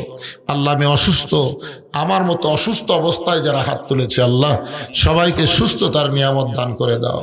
আল্লাহ, এই বড় পুকুরিয়া গ্রামের উপরে রহমত বরকতের দরজা খুলে দাও। আল্লাহ, আল্লাহ এর আগেও আমি এসেছি, এখানকার মানুষেরা এত ভালো, যারা মাহফিল করলে মানুষ পরিপূর্ণ হয়ে যায়। আশেপাশের মানুষগুলো গ্রামটাকে অত্যন্ত ভালোবাসে। আল্লাহ, গ্রামের লোক বসতে পারে নাই, বাহিরের লোক এসে মাহফিল পূর্ণ করে দিয়েছে। আল্লাহ, তাই গ্রামের জন্য, গ্রামের আশেপাশে যত গ্রাম থেকে তোমার বান্দার এসেছে সমস্ত গ্রামের উপরে রহমত বরকতের দরজা খুলে দাও। আল্লাহ, যে কোরআনকে আমরা শুনতে এত ভালোবাসি, সেই কোরআন বাস্তব জীবনে বাংলাদেশে দেখতে পাই, কোরআন অনুযায়ী যেন চলতে পারি, এমন একটা অবস্থা আমাদেরকে দান করে দাও। আল্লাহ, সকলকে মাফ করে। কত মানুষের জানাজার নামাজ আমরা পড়েছি, এই দুই হাত দিয়ে কত কবরে আমরা মাটি দিয়েছি। একদিন আমরা মরে যাব, যেদিন আমাদের মৃত্যু হবে, দিনটা যেন জুমার দিন হয়, মাসটা যেন রমজান মাস হয়। ইমানের সাথে ইজ্জত